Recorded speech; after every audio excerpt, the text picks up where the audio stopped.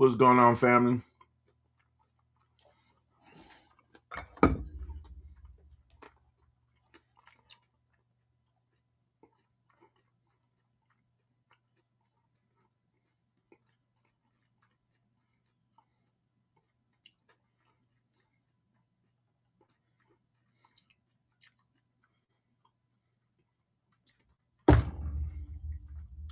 Now the Facebook ain't working. Good Lord, what is happening, man? This is so crazy.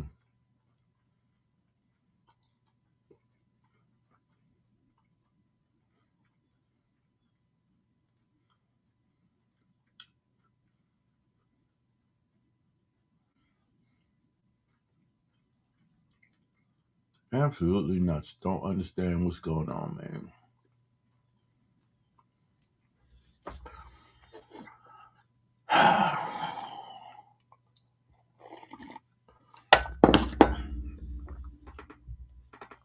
Tons of technical difficulties. Now this won't load.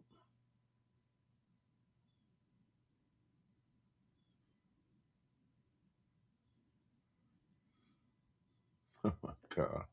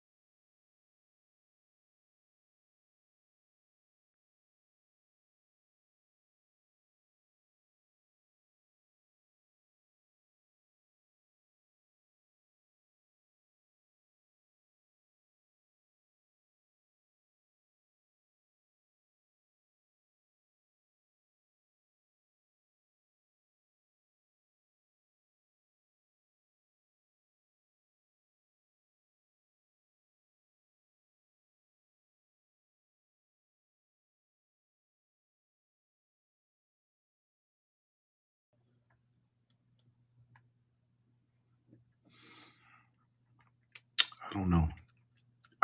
What's going on right now? This is crazy. What's going on, family? Just technical difficulties. I have no idea what's happening.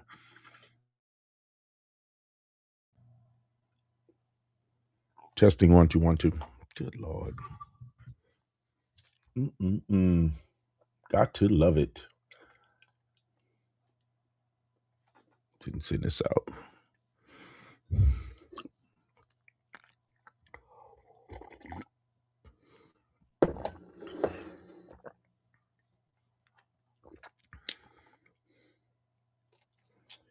Whoo. Hope you guys are having an awesome one. I'm starting off interesting right now. Ooh.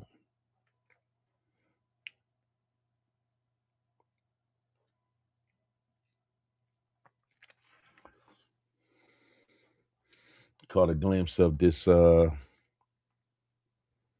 this ruckus between New Orleans and Dallas. They, although Atlanta is the biggest rival, Dallas is a huge rival.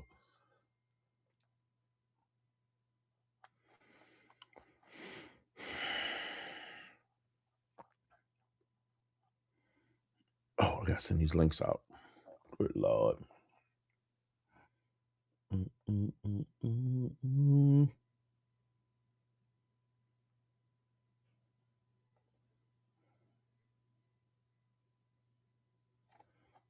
Did they make some updates to this thing? I'm literally tripping off of what's going on with this this thing because I feel like it's just going nuts on me right now. I don't know what's happening. One thing after another, man. One thing after another. This is ridiculous. Lord have mercy. Lord have mercy. Trying to knock out a couple of little knickknacks. Man, I hope you guys are having a good week so far.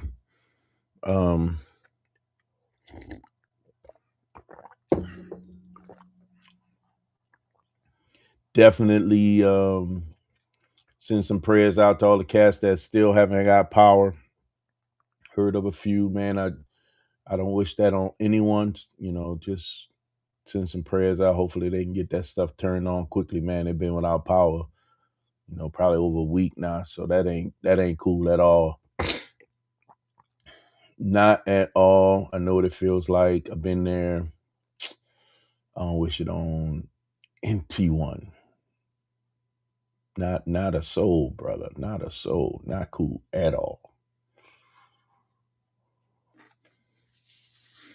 Mm-hmm. We're gonna use this tape joint right here.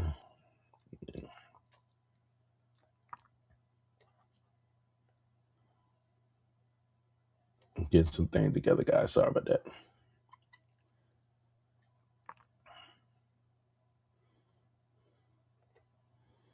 Get the logo.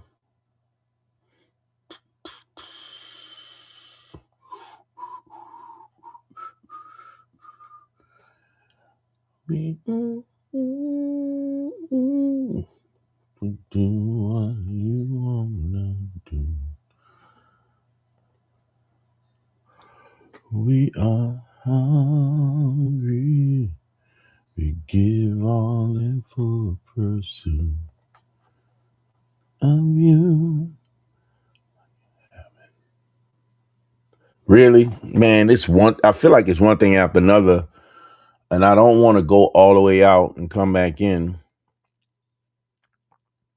Man, I don't know what's going on. I need to see for myself what it looks like, because this is annoying. This is absolutely annoying, and I don't know what is going on with this thing.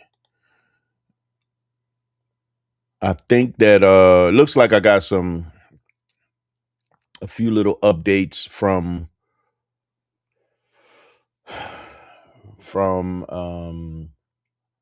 Evie Mook that feels a little different. But yeah, I don't know, man. I'm trying to figure this crap out. We're gonna get it together though. Hold on. Switch. I'll send out some links too. See if Tony's available. I know Tony said he wanted to jump on again today.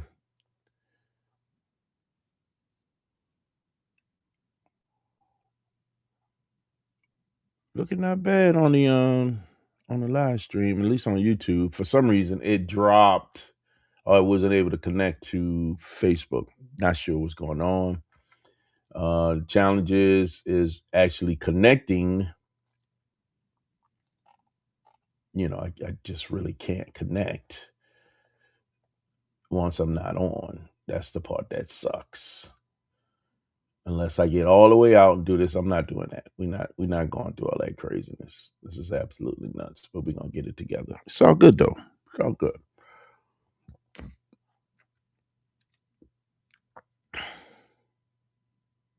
Trying to see what it looks like. Look like we're doing all right on the latency side, and I don't know if that was causing an issue.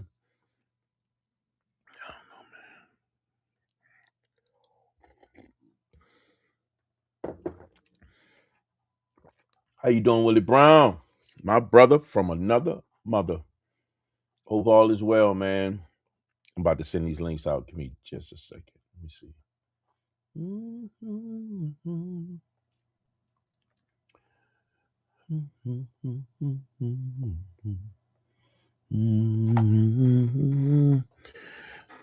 Man, I hope you guys are having a good one. It's been pretty chill for me. I really haven't been doing a whole lot. I've been hustling, trying to get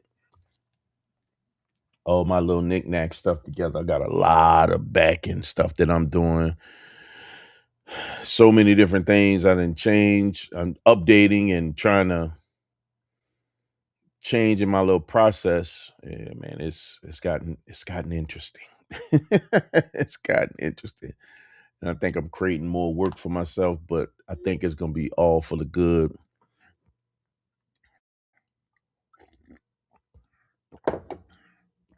Going through this process of shoring up some resources, some additional resources for the business. I got a few things I'm working on, man. Sent that out. Let me get this out to gents. All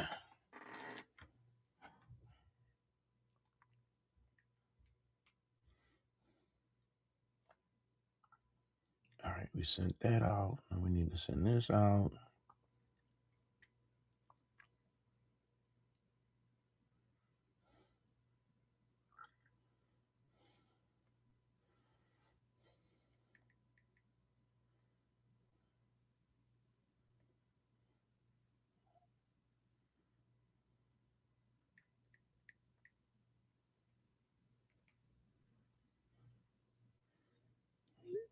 Send this to Matt. See if he's available also.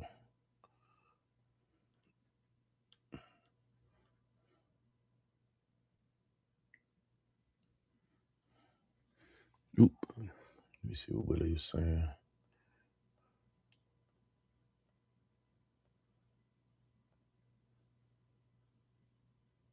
Say about a 3 to 5. Yeah, it's not like straight up.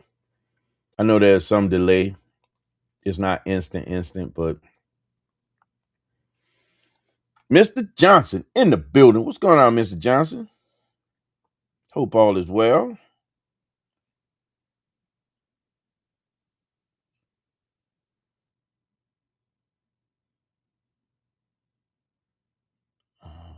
Let's see.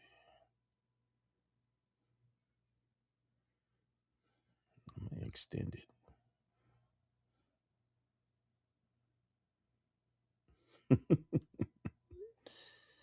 All right, let's see, man.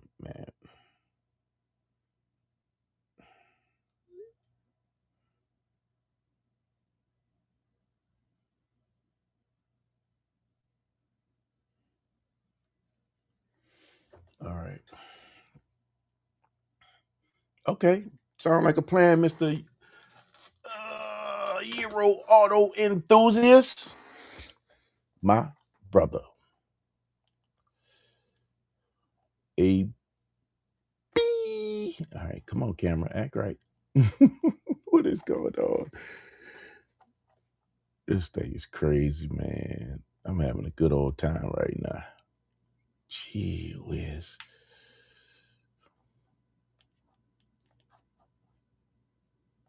I don't know what's happening, guys. I got all the bugs in the world happening right now. Oh, let me turn this thing off.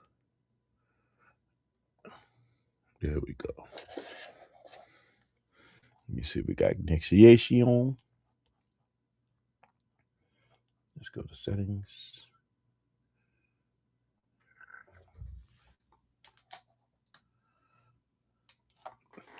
Oh my God. There we go. I heard you come up.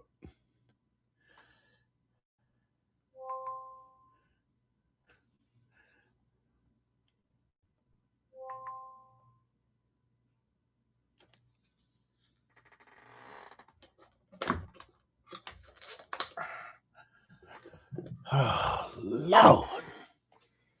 I do not know what is happening. What is the goings on? But we're going to get it together. Lord have mercy. Yes, sir. Yes, sir.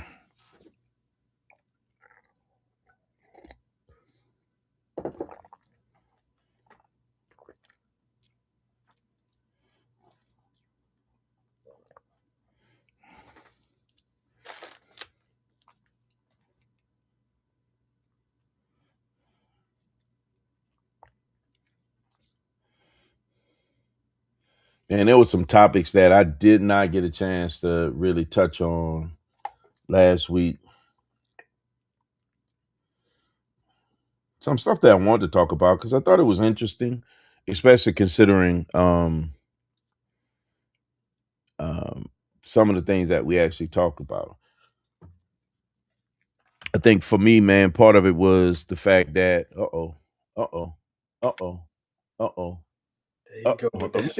don't shake your head, man. don't shake your head. Don't be started up. I'm glad you showed up, man. What's going on, brother? What's up, y'all? Doing How good? you doing, man? I'm good, man. Yeah, Got I up in know here for a time. few minutes. Let me make sure this is good. Just wanted to see what is up. Try this again.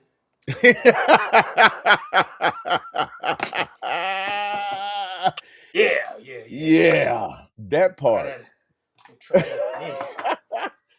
Do over mulligan. Oh my goodness. Man, Mm-hmm. speaking of mulligan, boy, I want to get out there and hit some golf balls so bad. Mm. Somebody was just asking me recently if I golf, and I was like, I know how to golf, but I don't golf. I mean, I know how to swing a club. There's some tournaments, man. That's yeah, baseball players usually they can translate. They know how to Yeah. translate that swing. Yeah. We supposed to be playing in a best ball, this best ball tournament at the end of this month. I Mm. haven't swung a club in over a year, man. I mean, when I like hit and just pull a couple of clubs out, was hitting, swinging in the yard just to see if what that form felt like. I'm Mm-hmm. like, man, I guess that muscle memory doing okay. I did all right, That's good. but I didn't hit. I didn't get out there and really hit no balls, man. I need to go to the. I need to Oh, go to you the just driving you just range. practice swinging. That's Yeah, all. man. I mean, What's I up with did it, hit a man? ball into the woods, but that's not a true gauge of Oh no, what I'm able to do. Yeah, absolutely not not, not, sir. not cool. So I No. definitely need to go to the driving range. I was this close to going today. I got so inundated. I got so many things that I need to do that it's hard to think about the things that I want to do. So Mm, gotcha. got to Gotcha. focus on that hustle. Fair enough. Fair enough. How's the week been? It's what? Today is Tuesday? Yes, sir. Today Tuesday or Wednesday? Today is Tuesday. Gee. Yeah, Bro, where have I you been, brother? I can't keep up with the week, man. The week Really? literally It's a blur. it's a blur. Every week this year has been a whole blur, but every week is a blur. I look up and it's Wednesday, Thursday, Friday, like it was just Sunday, and all of a sudden Yeah. it's the end of the week. It's funny. Something that I noticed was when I was on that job, the days went by very fast, like crazy fast. Like the Mm, week was over before you know it. But it came with um all the tension of speed, the tension that you yeah. go through when you're doing something too fast. So that came with it towards the end of the week where you wanted to hit the brakes and slow things down, but it was still, in my opinion, it Mm-hmm. was still moving fast. So you were right back.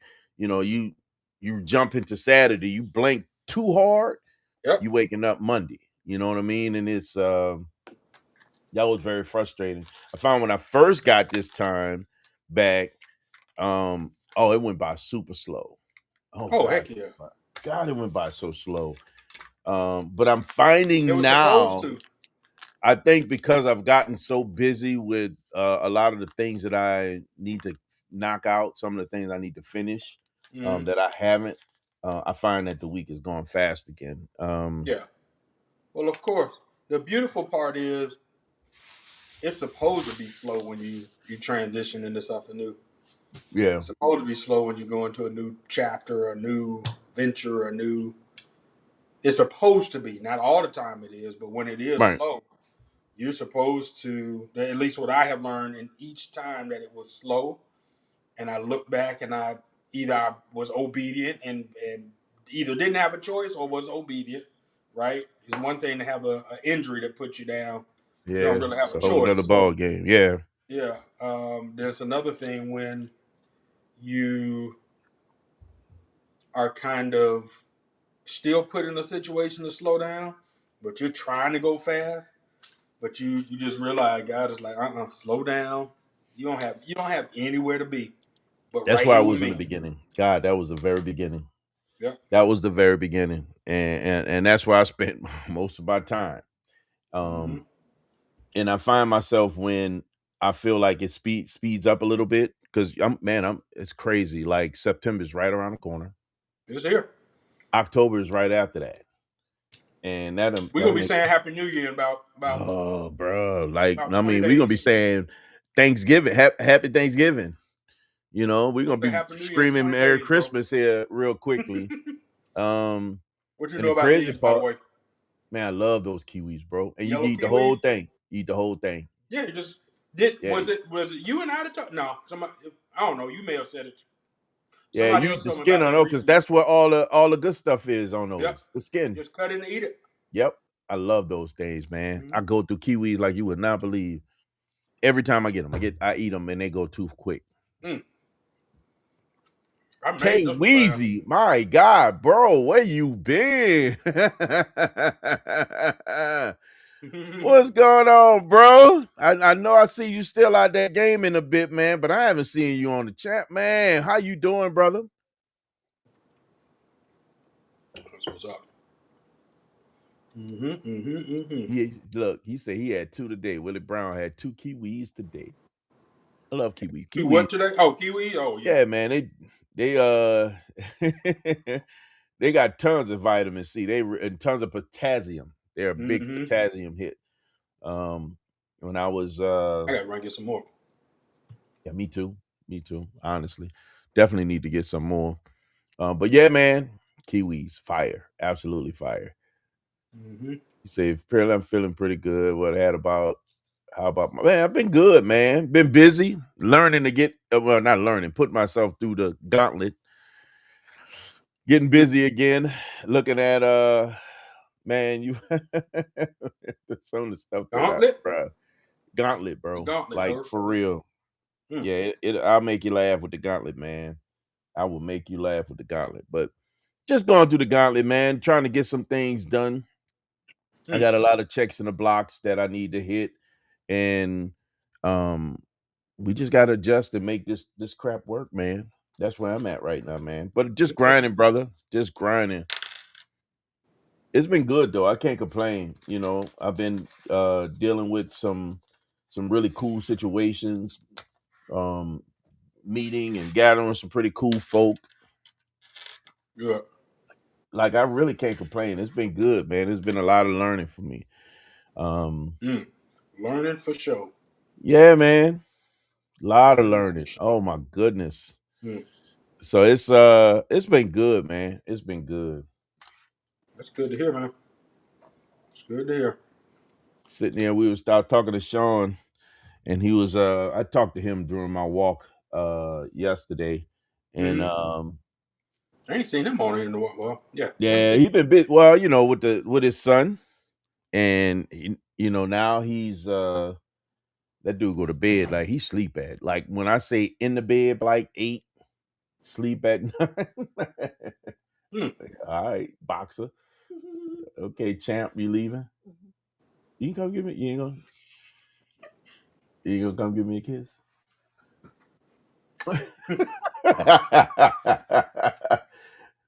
Drive carefully, baby.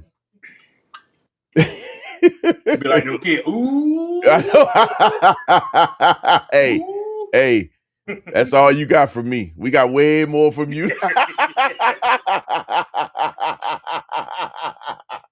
No, you didn't. You got away with that. With your bubbly self.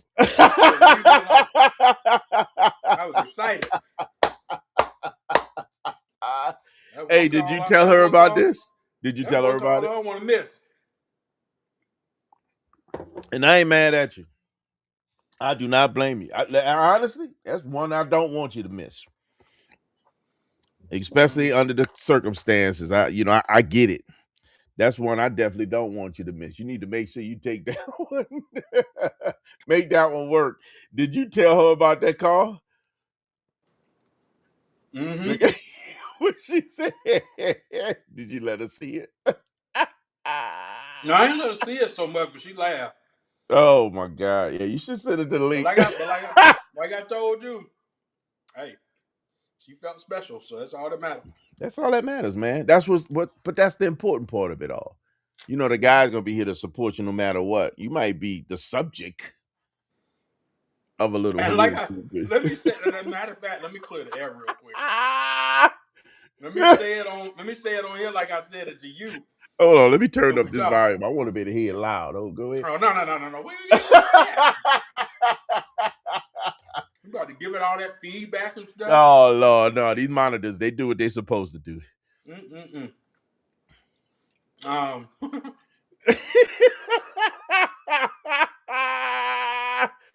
Look, Tay basically, the Weezy, way I said it, Tay when I Weezy heard say, it back, I was like, "Dang, bro, that was." oh, so you felt it. You I felt felt it. it when I said, because I knew what I was. I knew what my Your intention. meaning was behind Yeah, saying that, but yeah. the inflections on the word didn't give it the right tone. I was like, "Dang, bro." Look, here's the thing. Here's one thing I can say about what you said, how you said it.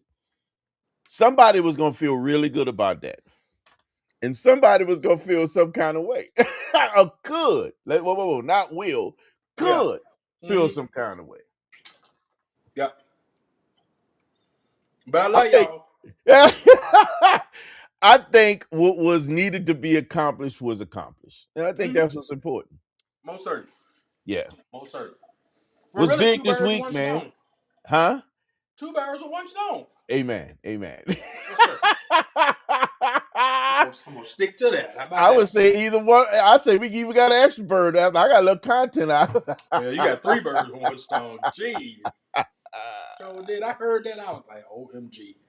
And then I didn't realize what happened on the backside of that. I was Oh like, Lord. just terrible. Can't Nah, it trust was all technology. good, man. Yeah, yeah. Wait, hey, man, listen. Um, that was one you dropped the ball on. Honestly, I mean, I'm just call it what it is. Yeah, okay. I mean, I'm gonna take the heat, but I didn't You, drop nothing.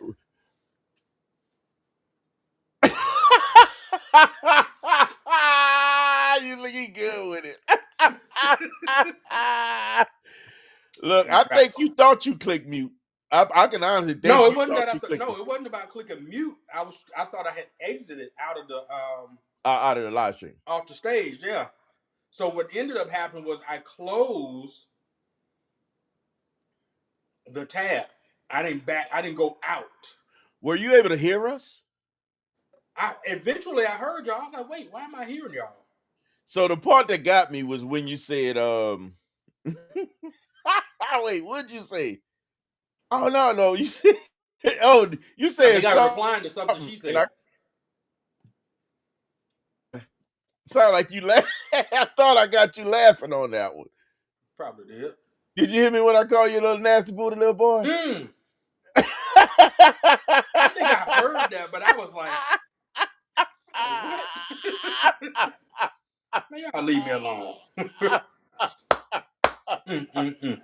Because I thought you laughed in the back. I said, I'm thinking to myself, he can actually hear us. I'm like, God, I wonder if he knows that we can hear him Mm-mm. what he's going through right now. Joe didn't. That was Yeah, funny. I'm glad it Uh-oh. stayed. I'm glad it stayed what it stayed. Uh-oh. What's up, Will? What's up, man?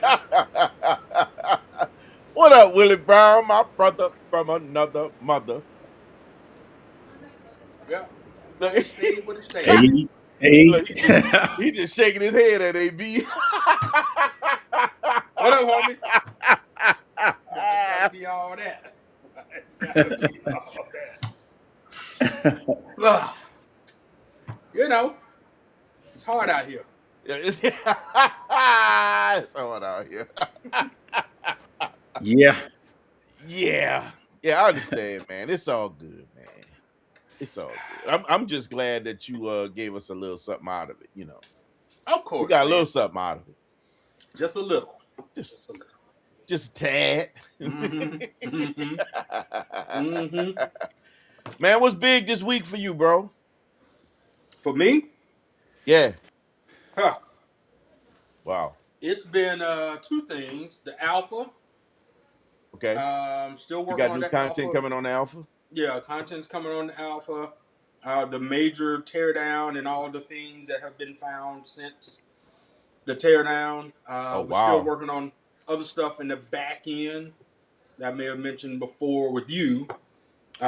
Mm-hmm. Are in some R&D, so still working on that. And then music, man. Music That's has been that's what I was fun. waiting for. That's what I Yeah, was waiting for, because I've been waiting. yeah. I've been It's here. waiting. It's here. Hmm. It's here. I've been waiting. I had to step away for a little while. But it's And what I heard so far, ooh, ooh, yeah, ooh, ooh, ooh, ooh, I'm ready. yeah, Ooh, ooh, yep, yep. So woo. sorry I'm late. That's the track that's out right now. Well, That's what I'm it's talking not. about, It dog. I've hasn't. been waiting. I mean, I'm sorry you late too. Yeah. there's I a there's there and the it's the beauty of play on words with was trying to play creativity, on the right? words the whole time. You was just missing it. Yeah, I've been playing on words because I've been waiting for yeah, this. You say yeah, sorry I'm late, but I've been waiting. yeah, yeah. Well, that was my apology. That was like my apology to the listeners, to y'all, and to myself too. But at the same time, the kind of like the twist or the beauty in even coming up with that was that when destiny is manifesting itself, when you arrive, you're never late. You're on time. Yeah, Facts. you're absolutely right. You're absolutely right because in fact, you can't show up before you're supposed to show up. Yep. Yep. You can't show up before you're supposed to show up. Your timing is your timing. And sometimes your Mm-hmm. timing isn't just yours, Yep. it's his. So when it's time, when you have done what you're supposed to do to graduate, when it's time that you have created and built that callus from the work that you done yesterday, then it's time to show up. God Mm-hmm. works that way. You're Yep. always on time. It may feel some kind of way from the outside, but you can't show up before you're supposed to show up. It's just impossible. Yep. Absolutely. Absolutely. IS in the building. What's up, IS? Ah, Time yes. revolves around us. That's an That's a interesting very subject. interesting perspective. Yeah, that's But I interesting. think I get where he's coming from. Yeah, He be dropping them gems every once in a while, I man. I gotta like that. give it to I'm at to IS. sit with that one. Time revolves around us. Okay. Yeah, if you think about it, time revolve around us. We're not on that clock. Once we get to where we're supposed to be, is when we're supposed to be there. We're not talking appointments. Mm-hmm. We're talking about we talk about progression. We talk about edification. We talk about growth. Mm-hmm. You can't get there before you're supposed to get there. At that time, we're going to revolve around your efforts and the things that you have to do to get there. You have to do your part. Is it evolves versus revolves? Is that what we're saying? The evolution of time? I think that's what he meant. Okay, there we go. I get. I think he Because I'm said trying to. I'm trying to revolves, play that out, and I'm just, saying yeah, that the time is evolution. Yeah, around us as we're evolving. That's the yeah, way the I think I evolution of take it. time. Yep, Yeah. yep, yep. Absolutely, love that. Yep. And if y'all haven't, man, make sure y'all go lock into my brother. This cat named This Is Neo Cacti on Instagram. Y'all can see what's coming soon, man. Y'all can go check it out. I'm trying to Yeah. grab a link, man. I'm So trying to type grab it. it so y'all Neon. can check this out. So So you neon go like check this neon, out. neon like neon lights. Yep. Y'all gotta go check that out, man. If y'all haven't, y'all need to go lock in. Appreciate it. And if you haven't listened to the music, oh my God, you're doing yourself a disservice. I'm just saying. I'm just saying. This new joint, man. God, I've been waiting. They coming, man. They coming. You've heard it. You've already heard a couple. Let me ask you this, They're man. coming. They're right behind that. Kind of where were you to create this one? So what was your mind space on this joint? Well, actually, the first mix of that song was several months ago. That's crazy. Um, Most times, what happens for me is here's the beauty of creating and the beauty of being inspired by other people's creation. It can be a movie I'm watching. It could be a song maybe that I hear. It could be nature or some sound that I hear. Yeah. Um, it's not always music, or it's not always, a someone's vocal. It could be poetry. It could be just something I read that I just ponder on for a while, Yeah. and I'll work from there. So the idea will spark, to spark the initial effort to create.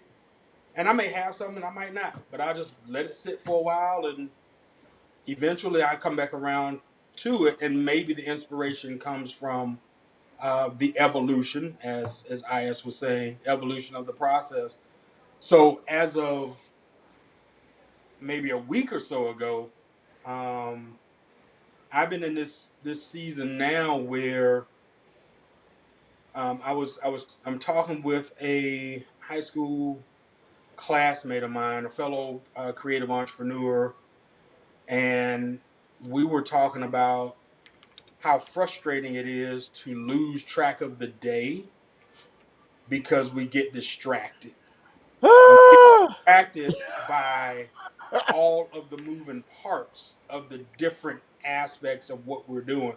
So whether Wow. that's the Hmm. business model, whether that's the creative aspect, whether that's the financial aspect, is all the things that go along with it.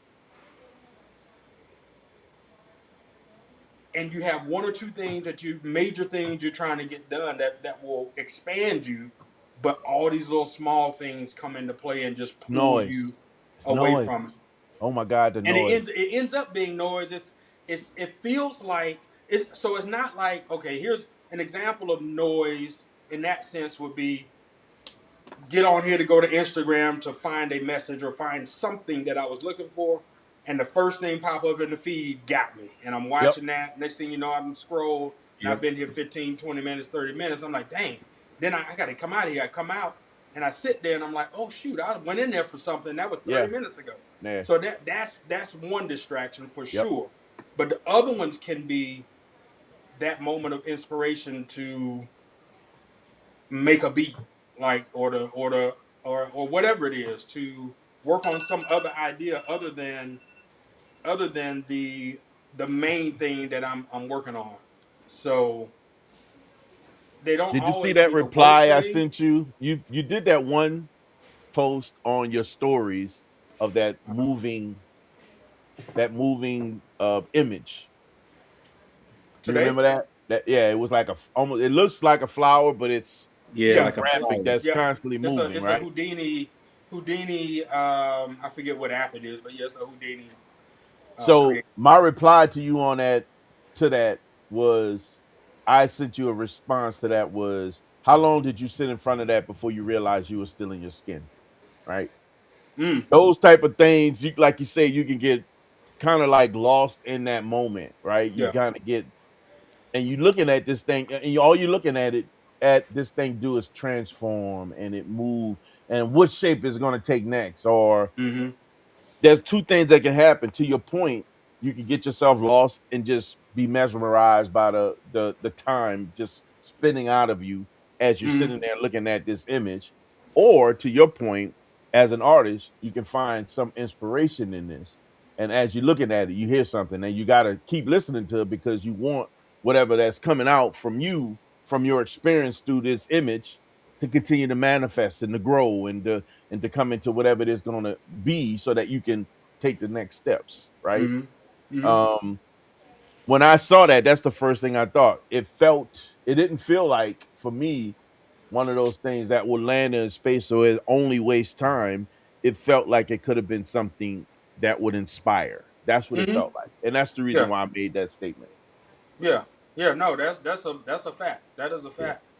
Those things are, they're beautiful in the moment that they get the chance to, you get to be inspired by it, and it gives you a thought. It could just be something to write down. It could be something to create. Um, but then again, you do have those things where what you stopped to do was cool. I mean, it was needed. It was okay. It's something that needed to get done, Yeah. but it didn't have to get done right now. Yeah. So one of the things we had been working on was she shared with me these organizing tasks that she had gotten from some I forget what it was, workshop that she went to some years ago, They're digital. and in that it was A to E. So A is like that's the stuff that's going to expand you. That's going to um, pull you through the depths of doing something that you've never done before. Then B is going to be something that's super. It's important. It's something that needs to get done. C is something you can delegate. Like it's something that literally you can delegate to somebody else. Um, or excuse me, C is something you can do later. D is something you can delegate. E doesn't move the needle. So you'll have all these different things, these different ideas or different tasks. But then every morning I sit down and look at what are the tasks. These are the things I need to focus on. This is something I don't even need to worry about right now. Hey, But is that a without digital? that, It was throughout the that day, you start doing stuff. is that a digital tool or something that's No, I read it. I write it down. I mean, you can you wrote use it it down? digitally, but I write it down every day. I need that Okay. because as I'm organizing a lot of the things that I'm doing, I can relate to having stuff that I need to do across that entire spectrum that you just mentioned, right? Mm-hmm. Um, and my checklist, my to-do list is just expanded literally today. As I Mm-hmm. went through some of the new tasks that I'm adding to my process, things that I have to accomplish, and I haven't set time limits on these things yet, but I want to. What I really like with what you're saying, I think that boy, there's a reason for everything. You coming in and say talking about that, this could help me organize those things in a way that I'm not spinning the wheels on something that's really not going to move the needle. Or I can actually, and honestly, I've been putting chat to work. Things I could throw in chat as a delegation, let Mm-hmm. him do and knock that out without me having to, Mm-hmm. me spinning my wheels on something. I can literally just take it off my plate and then jump directly to something else Yep. while this process is happening. Yep. I like that, man. I really do. I got to check that out. A to E, huh? I need that, like, for real. Mm-hmm. I really need that. Better yet, if you could, can you text that to me? Everything that you Yep. said, at least I that, do that. because I want to use that for real, like for real, for Take real. a screenshot. Yeah, it's the part for me, man. People, sometimes you could think it's simple. You could just run through these things and knock this out. Oh, that shouldn't be no problem. Ah, man, it's not always not always that easy, man. And with everything that I'm doing, bro, like I got 6 plates spinning and I'm about to add another one. I literally started the process on one more plate today. And I know I Mm-mm. got to finish something to get something going, but I don't want to miss out on some of the things I need to do now to get those other things rolling. So you I got you. multitask, I right? hear So you. some of the things that I can delegate, and I have been delegating. I got some chats working on some stuff right now. So Yeah. I got things that's moving, and I got to go back and review and see where it's at and what I need to refine, um, and start actually creating documents from that.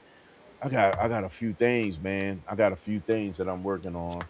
And I got I'm one gonna more say that I think this. I might explore Mm-hmm. because I think it's something that somebody asked me about. And I think you and I talked about it, and I'll bring it to you again offline. Mm-hmm. Because it just started spinning to me, and I realized maybe this isn't a bad thing to look into. It doesn't right now. I'm in a place. I'm not looking for one thing that's gonna bring that crazy revenue. I'm looking for several different things that's gonna eat up opportunity, bring in its own little chunk. I'm trying to Mm-hmm. create all these little processes, right? That each one of these I got to take it from infancy to walking, feed him, and then tell it can feed itself. And once it learns how to feed itself, then it's bringing in and doing what it's supposed to do. And I want to have multiple of those things doing that. Yeah. I got 6 things that I'm working on right now. It's absolutely nuts. And I got one more that I'm about to put on the table that I started executing on today. It's probably gonna be 8 now that I think about it. But neither here nor there. These are Mm-hmm. not things that um there's a lot of delegation that comes from the last thing that I mentioned. We'll talk about that offline, but I need that. I think it's gonna Mm-hmm. be very, very helpful. Very Okay. helpful. Well, I'm gonna say this, and of course I do need to jump off, but I'm gonna leave with saying this thing that I definitely had to do to get into this season, and that was in my conversation with God. I was just like, okay, I got to lock in on what am I doing that pleases God? What is the thing that I know God has instructed me to do? Because the part that messed me up, even in the 3 years of being here, the part that I had to go back through and look at was, if I in recalling the conversation that I had with God, God only asked me to do one thing. He asked me to do one thing. Oh, that part. And along the way, I got the inspiration to do all these other things. And in doing all these other things, I started pouring resources, all the resources, my time, finances, energy, emotion, everything, into all the things until I was bankrupt, right? All the bankrupts, right? Um, and I'm sitting here like, man, how did I get here? Like, these are all the things that all these creative things. Music is a part of my life. The car stuff is a part of my life. The other things I want to do with the brand deal, working on that, generating revenue through that. My media production company, taking on clients from that. Like, all the things, making films, doing the passion project. Like, all these are the things that you've given me gifts to be able to do. And I realized I got to a point, I had to have that conversation with God. Finally, I slowed down the habit, and I just realized that, hey, God, like, I only asked you to do one thing, commit to one thing. Yeah. And I asked you to commit to 1,000 things, just one thing. Yeah. So in that timeline, I began to basically stop doing all the other things. Music was one of them. I had taken clients from media production, had gotten a client, and then that dried up like ASAP. I thought I was about to take off with that. The guy was like, nope. And I'm wondering why all these things are happening too. All these closed doors are, these doors are closing. These opportunities are drying up, except for the one or two things that are in front of me. And I just realized I gotta just like just focus on that. Get get great at doing that, and then worry about adding the other stuff when it's time. Yeah, Everything will that's have its good. season, Yeah. and that's the beauty of it. Is that like harvesting the crop, right? Yeah. You got the season where you're gonna plant it. You're Yep. gonna cultivate the ground. Well, you're gonna cultivate Yep. the ground before you even Cultivate the plant the ground. You seed. got to plant the seed. You got to Plant the watering. seed. You gotta You know, sow water. into the seed, and then Yeah, yeah. you got to do all of that before you reap the harvest, and you can't rush that Wow. process. So all of these other things that I was doing was trying to rush that process. So yeah, I got shut down. I got sat down. I started working on the process and was like, okay, what? At the end of the day, when I get up in the morning, what is it that I'm doing that pleases God? Now, Yeah. am I going to be perfect? Nope, I'm not. Nope. Am I No, still you're going to get not. distracted? Yes, I am. Yeah, you will, and But he knows but that. how He how much knows more you. quicker am I to recognize? How much more quickened is my spirit to recognize that Yeah. I'm I'm straying off path? distracted. Yeah. Yeah. That's the important part of it too. And I think that's helpful for me because even as I'm going through this season, this is something that I'm recognizing about all the things that come to my table, coming across the table for me. And I don't think now, here's the hard part. Let me just say this: the hard part. Although I've ventured into some of these things, I don't think all of them are for me. Does that make sense? I Mm-hmm. think some of this is for somebody else, but Mm-hmm. not for me. Yep. But I find myself venturing to this, and for whatever I'm supposed to gain, that's the part that I pass over. Mm-hmm. Um, and in my head, sometimes it feel like this is what I'm supposed to be doing, Mm-hmm. but it's not permanent. It's temporary. It's Mm-hmm. very Right. temporary. That's the part that really gets me. Is very temporary. So it's I love the fact that there's a reality and a part that I went through that season before in the past, and I'm finding myself again. He knows us, man. He knows us so well. Mm-hmm. Probably going to be venturing down some of that path all over again. I know it. I know it. Mm. Although I'm gonna try not to, and I'm gonna try to focus on what I'm supposed to focus on. There's gonna be those things that's gonna come out that either present opportunity because I don't want to be in a situation where I'm not hearing what I'm supposed to hear, or I'm not acting on what I'm supposed to act on. Also, Mm-hmm. we don't always discern the way we're supposed to. There's gonna be time where you're gonna move on something and you're gonna think that came from the place where you wanted to come from, and it's not. All it Right. is noise and a Mm-hmm. distraction from where Mm-hmm. you're supposed to be, right? Yep. Um, but what's important is how quickly we are able to adjust Yep. to get back on track. That's the most important factor. He never expects us to be perfect because there was only one perfect man that's ever been on this earth. So we're not expected to be perfect. However, You know he what? does expect us. Said that. What'd you You say? just made me.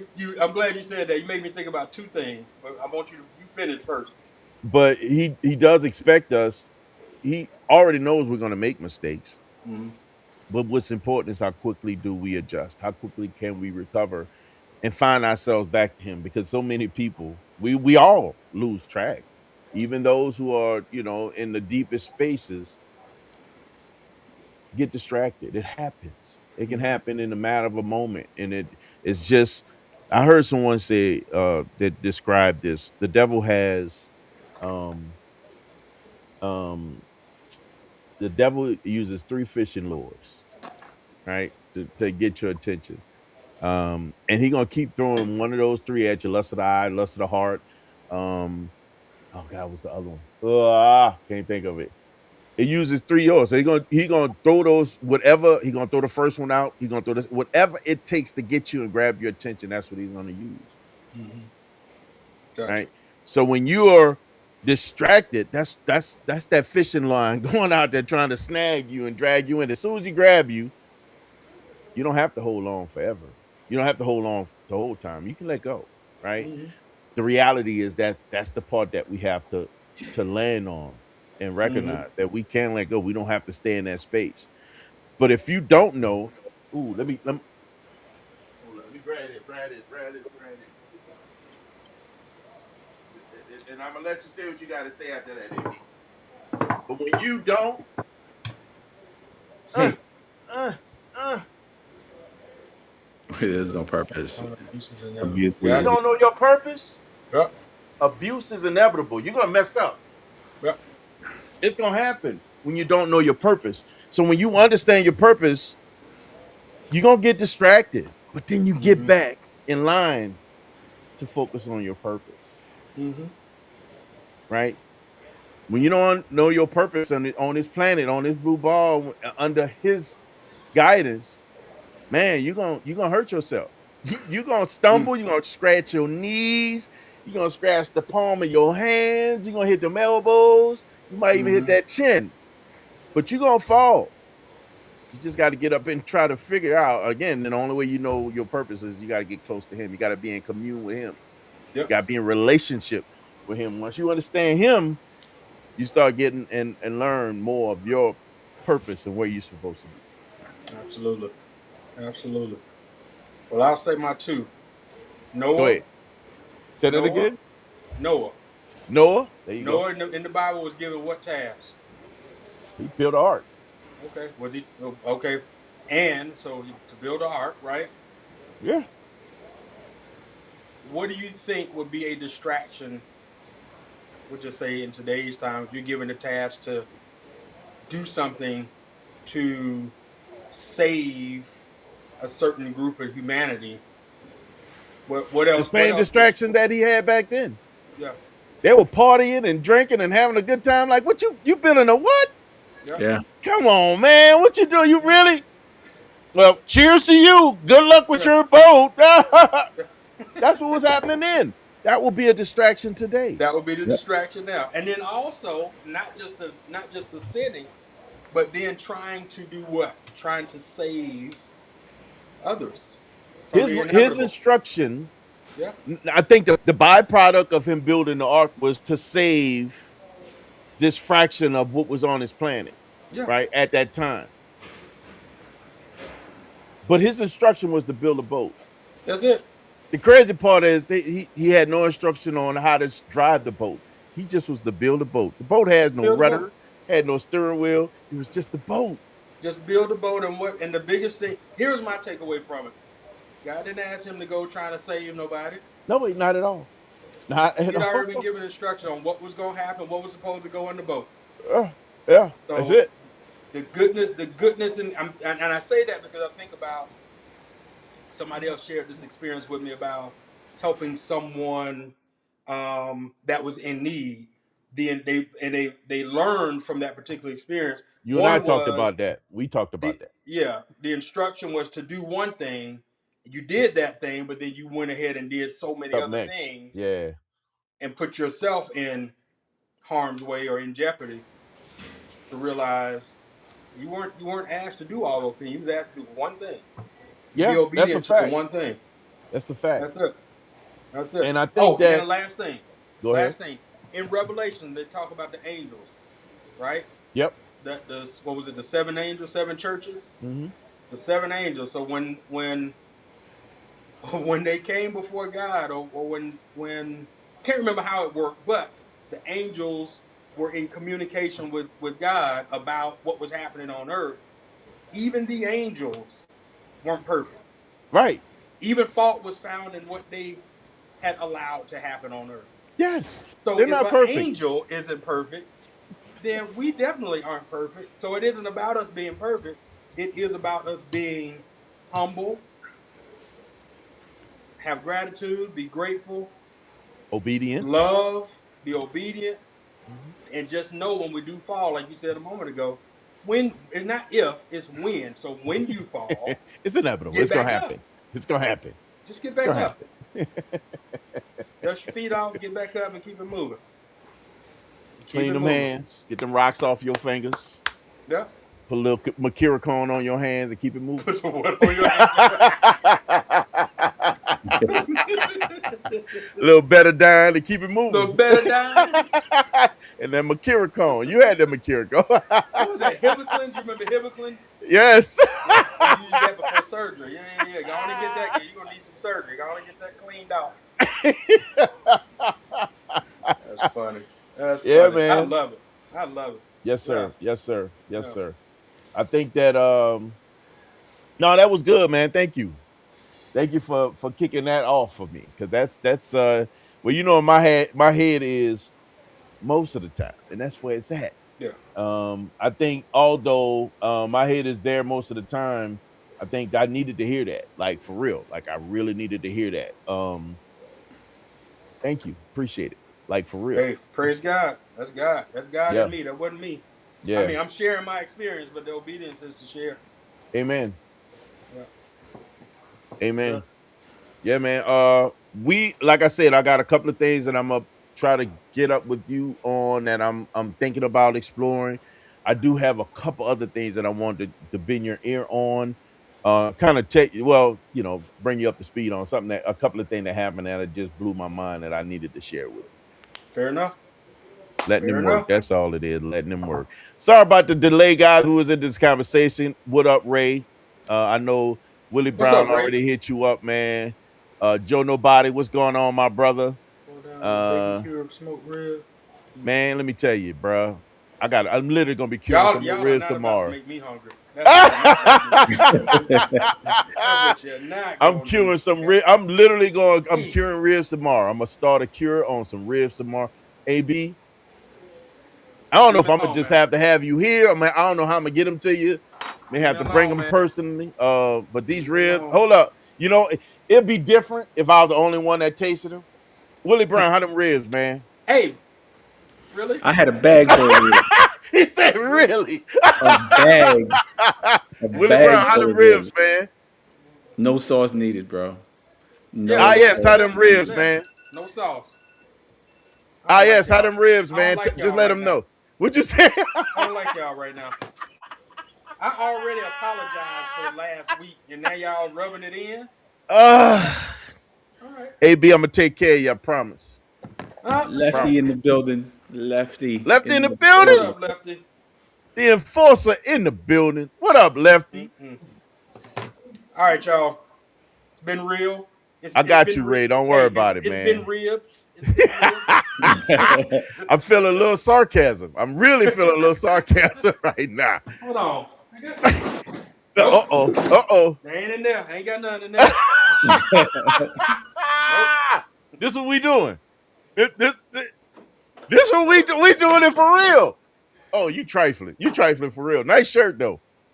You trifling for real. Here we. I'm done. I'm absolutely done with you. I'm not messing with you, man. Look at. I'm looking. You gonna hit the kettle? I'm getting you ribs expeditiously. Here we go. You gonna? Oh, really? Really? You know the way you was clanging them pans and running water and all that other stuff last week. I thought maybe you were making some ribs. I forgot what I was making last week. What was I making? You had that steak? Oh, is that what I was making? Yeah, you showed us a steak in the very beginning of the video. I guess I did. Mm-hmm. I wish I had that steak right now. You want the ribs? You're gonna have to come to Chicago and get them, bro. you gotta go get him, dog. I You ain't gotta go scared. get him. Okay, I am not Listen, scared. nah, yeah, don't threaten this cat with a good time. He Let us sit, no ribs. showed up for real, for real. I ain't mad at him. I That's gotta all get them good. there. I got you though, bro. I got you. That's all good. Well, if Listen, I'm and put when it I like tell this, if you, I I come, don't make ribs any other way now. That's the only way I'm making ribs. I'm not doing it any other way. all right, that's I fair. refuse. That's fair. That's fair. I'll let you know when I'm on the way. All right, brother. Yep. Oh no, I'm serious. It'll be a road trip soon. Yeah, man. I'm ready for a road I trip. need 5 days though. You gotta let me know. I Okay, need a that's 5 day fine. advance. That's Yeah, fine. Yeah. and you have them fresh, Yep. like for real, I'll for let you real. know. I'll let you know. Yeah, no, seriously. But as soon as I know when I got to do some maintenance to the M3.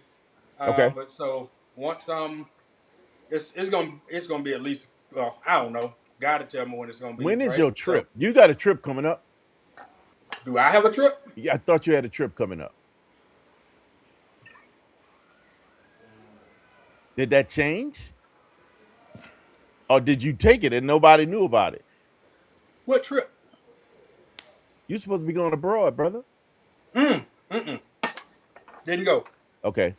Didn't happen. Nope. Not this year. Okay. Yeah. Yeah. I got a quiet year also, so it's all good next year. Yeah. I already done been Cliff in the fella's ear, man. The BRS brothers' ears on the Japan trip. Yeah, man. Listen, I know. I listen. That's gonna be a serious man And you trip know right what's there. so man?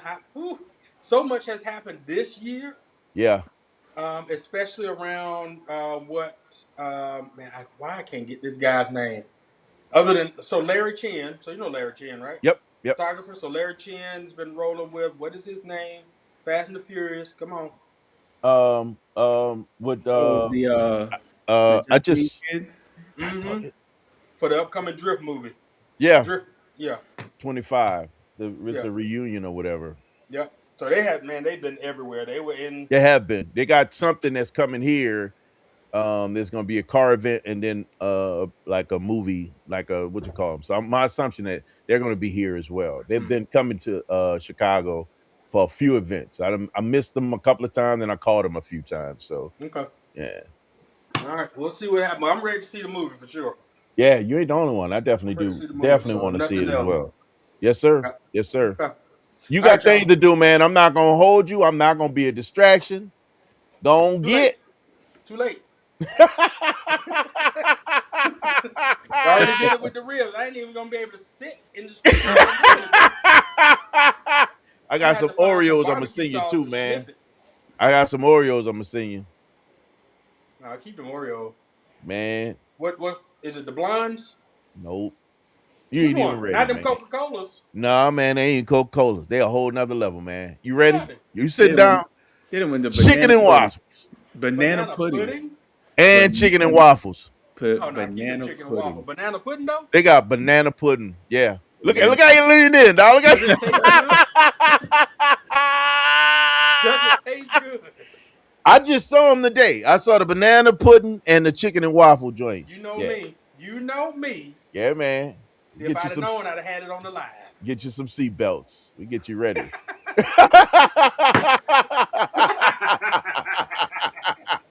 Them 4-point harnesses, baby. Oh, We're gonna and get the you helmet, strapped and the in. helmet, And a and the helmet. You're helmet. gonna need that helmet. Might get rough. You might get that head You flying know what's back so there. funny? I'm using the helmet box right now Are you for my serious? iPad. You gotta So I'm ready. Oh my God. I That's am funny. ready. Tempt That me is with a funny, good man. time. Tempt me with a good time. Let me go and go get them cookies right now. I can't get in the ribs. In the swole ribs, let me get I'm gonna some take care of you, man, on the ribs, banana man. I pudding. got you. No, it's all good, man. Soon you get here, I'm gonna have And them fresh for honestly, you. to be honest, for a while I hadn't been eating meat. Oh, you took a little Yes. hiatus? Yeah. I literally thought about actually doing a fast next week. So I don't Yeah. know. We'll see. I might be I went fasting for a for that. while. Now it has been reintroduced slowly, but yeah, I went off meat for a while. Which is not a bad move. That's always a good way to reset. Yep. Yep. Good way to reset. All right, All right, man. guys. Do your I thing, bro. appreciate y'all. Love you, bro. You be good. Love I'm y'all. gonna holler at you. Will do, man. Let me see if I Peace. learn how to exit. Yeah. If you And don't, make sure you exit correctly. because I know. if you Let me don't, make and you sure. keep saying stuff, Slide this over. we're gonna call that part two. Press this button down here at the bottom. We're gonna call Look it here. part two. I'm trying to find it for real, for real. You want me to help you? I can help you. Where that? You Oh, want me to kick you okay. out? I see it.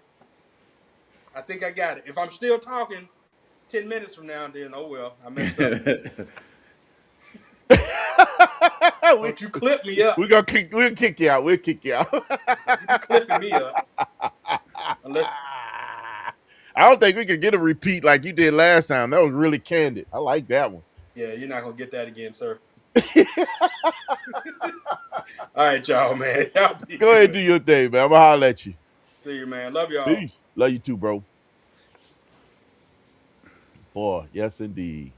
Yeah, he You found the see, button. we could do a 21-day fast. Lefty, you got 21 days in you, boy? I don't know if I got 21 days in me. I'm not gonna even hold you. Man, I ain't even got 21 minutes. 21 minutes. 21 days. Ooh. Now I want to do a 5-day. I definitely want to do a 5-day. I've done 5-day I've done a fast. 48. 48 hour. Yeah, I've done a 48. I've done 2 weeks. I've done 10 days, a bunch of 5-day fasts, 7-day fasts. Done a bunch of fasts, man. We gotta fast and pray, baby. Fast and pray. We gotta do that. So you gotta that's how you control your flesh. You starve it. You show it who's in control. Take away the food and you feed it the word, the living word. That's how you control that flesh. Control that flesh. All right, let me go back. I do want to reply to Joe Nobody, man. What's going on, Joe Nobody? You say you was drooling over them cooking videos. Man, listen, them ribs are crazy. I'm gonna be honest with you, man. Whoo. When I once I done figured them out, man, I don't think I won't go no other way. And that's my favorite part. I like, I'm not a big fan of sauce. I don't have to have sauce. And when I say making a rib that don't need a sauce and it's got all the flavor and all the notes and everything that you really need in a rib, and that thing is still juicy and tender. And what's crazy is a pork rib that eat like a beef rib. Mm-hmm. Oh my goodness. Absolutely nuts, man. Good stuff, man. Real good stuff. I literally went and got some ribs the other day that I'm gonna be hitting them up tomorrow, wrapping them up. Get that 5-day countdown, baby. Getting that 5-day countdown. We used to do every year with his church 21-day fast, Daniel fast. You know what's crazy? I remember my bishop. He talked about that day. He talked about doing that. when they used to do that because they used to fast all the time. He talked about the 21-day Daniel fast. Now they haven't done it since I've been there. I've been there for about 10 years. Uh, but we do at a minimum a fast, one fast every year at a very minimum, and we'll do it at the beginning of the year.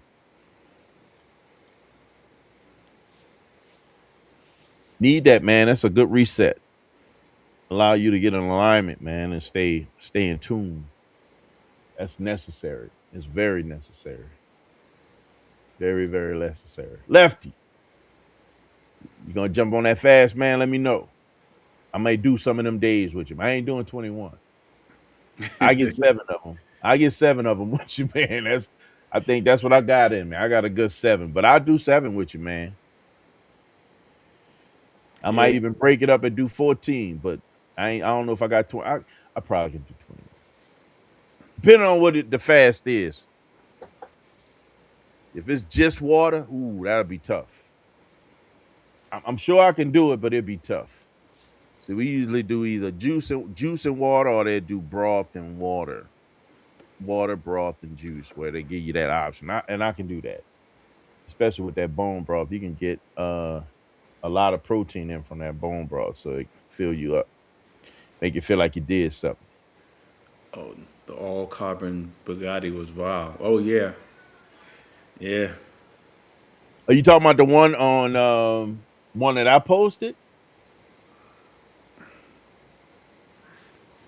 Oh, that was at the show. So I seen there's 2 of them that I saw. I saw one in Monaco, and I posted pictures on that a while back. But then the last one was at the CCP show. The part that I really loved about that Bugatti, the weave pattern was so big, man. It was huge. It was a beautiful, beautiful car. I really like that car. And honestly, I felt like even the video didn't do it justice. Yeah, it's that short. I don't think that short did it justice. That weave pattern in that Bugatti was crazy. It was, bro. You know how you see those little notches in the right. The weave pattern was like quarters.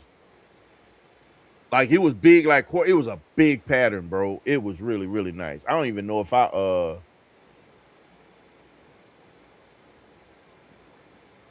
video short pause.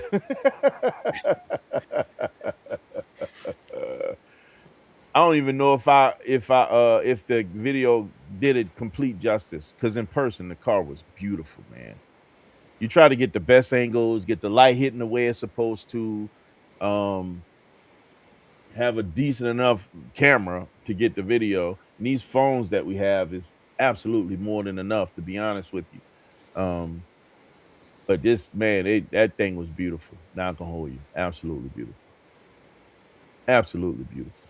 Yeah, Willie Brown, man, what you know good about cars, man, this week, man? yeah. Carbon fiber is kind of hard to see with a camera. You have to see it in person. You gotta get that light, man. If you Yeah. don't have good light, you're gonna miss it. It's not gonna. It doesn't translate as well, and you get how can you say you get those reflective parts only, so you miss all the other stuff with without a really good camera. Oh, you were talking about GM has something big coming up their sleeve. Man, GM been doing some big things, and Oh, it's not what you think it might be, right? So GM, and I don't know if you are familiar with it. Most of the things that we talked about just recently was what we talked about, the fact that so many makers have been moving away from the EV space. GM solidified it. They literally they were building they were partnered with battery makers and building what was that in Monaco? No, the last one I just did was in it was out here. But they were partnering with 2 major companies to build building factories. One in Indiana and the other one was in Ugh, can't remember what the other one was, and that was Samsung and with LG. They hmm. literally pulled out of those contracts. They sold their stake back to those companies, and pulling out of getting those batteries for the cars. But they were looking at it first. Hey, if we're gonna build these EVs, let's get invested. Let's get in bed with these guys that's building these batteries. so that we don't take a big hit. We can have ownership in these batteries, right? Of course, they make batteries that work well. That means then they can start leveraging what they have in those batteries to other automakers and make money while they're making money off their product, right? They backed out. They pulled out of LG's business and Samsung of the Interesting. battery making business. Again, a lot of companies, man, they are pulling away from that EV space.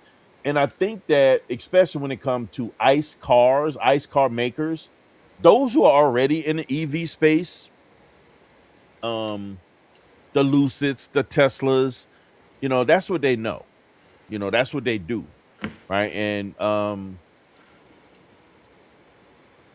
they don't pull out because that's what they're making, and they have perfected the product in such a way that it doesn't make sense for them to pull out of that space. They're not competing with themselves with ICE cars, whereas a Chevy, the Ford, the Dodges of this world, they compete with themselves. Either somebody's going to buy an EV, they're going to buy a hybrid, or they're going to buy an ICE car, right? Gas petroleum car.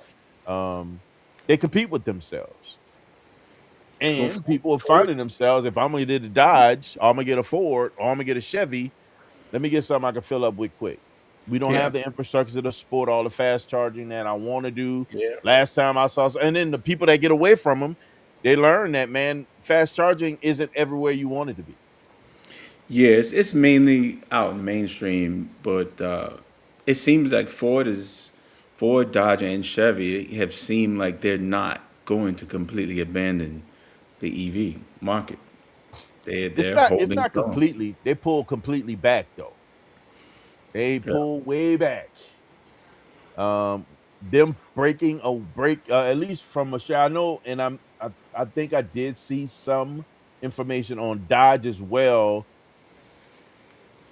backing out of the EV side of the house as well. This is something that I saw a couple of weeks ago, that they were pulling out of it as well, but they not completely. I think that the batteries are going to be necessary still for some of the EVs that they're using. I believe that they're still going to put, not EV, hybrids. I believe they may still make EVs, but it's not going to be at the caliber that they were looking to make EVs. But I mean, sadly speaking, politics can turn this whole thing upside down all Yep, over again, all over all again. over again. You're absolutely right, because we don't know what's going to happen next regime. Because all it takes is for someone to say, "Hey, you know what? Let's restore these rebates to EV cars," and boom, Yeah, here we go again. true. We could be back in that space, or somebody can really want to put the money into charging stations. Let's Yeah. invest in these charging stations. Let's get them out there. Let's make sure they're on every corner, or every possible place they can be, and let's minimize on just the regular charges. Let's try to put fast charges everywhere. My challenge is does that work? Well, here's the other thing, right? And I know that we're starting to see a lot of the activity that can support that here with all the solar farm. We getting solar farms everywhere out here, and especially in, on all the unincorporated areas. You starting to see solar farms like you see cornfields. It's crazy, and I don't Mm-hmm. like it. I don't like it one bit. Right? I don't like to see metal and glass where I was once seeing green. It's crazy to me, right? Um, but it's the reality of what we're living in. Most of that is supposed to go into support data centers, but it doesn't change the fact that that can always be a possibility to leverage that renewable energy source to support EVs. All you got to do is find a way to collect it and bring it back to the grid, and that's what Yep. they're doing, right? Yep. Bring it That's back to it. the grid and then have it go to a particular place. The problem that we have when it comes to um, the lack of charger stations, we don't have the infrastructure to support it. A lot of the things that they wanted to do in the past never came to fruition. I mean, everything from the wireless charging capability that they were trying to explore, and I think it was Infinity that was pushing this real big at one time, where they had these wireless charging solutions. You pull your car in your garage, you pull it over this pad that was magnetically and wirelessly charging your car, um, which is something that technology that exists today. They literally exist today. Yeah, Um, uh, they actually have it for some of the New York City buses. and warehouses also. Some of the warehouses they have Mhm. wireless charging pads for the either robotic forklifts or Yep. trucks that move around, or the actual ones that are driven by humans. So Yeah, that I that believe technology is there. they follow a path, like they have Yep. it built into the floor, and they stay on that path. And that's the next thing that they talked about doing was, God, this was so long ago, but they talked about also having wireless charging strips and highways. Does Mhm. it does two things, right? Mhm. It charges a car while you drive, and so that makes taking long trips a whole lot easier. But it also create this autonomous driving experience while Yes. you're on those wireless tracks.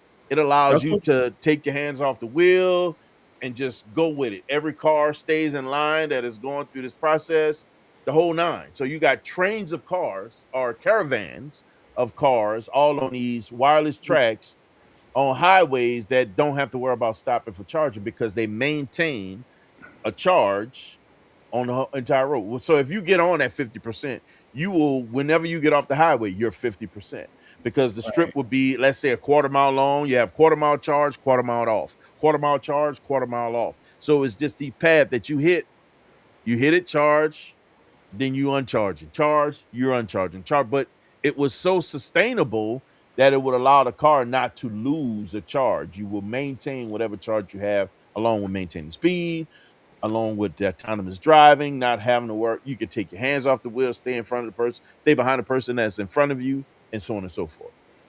I mean, they talk this about trucks and everything, man. Like everything was supposed to fall into this space.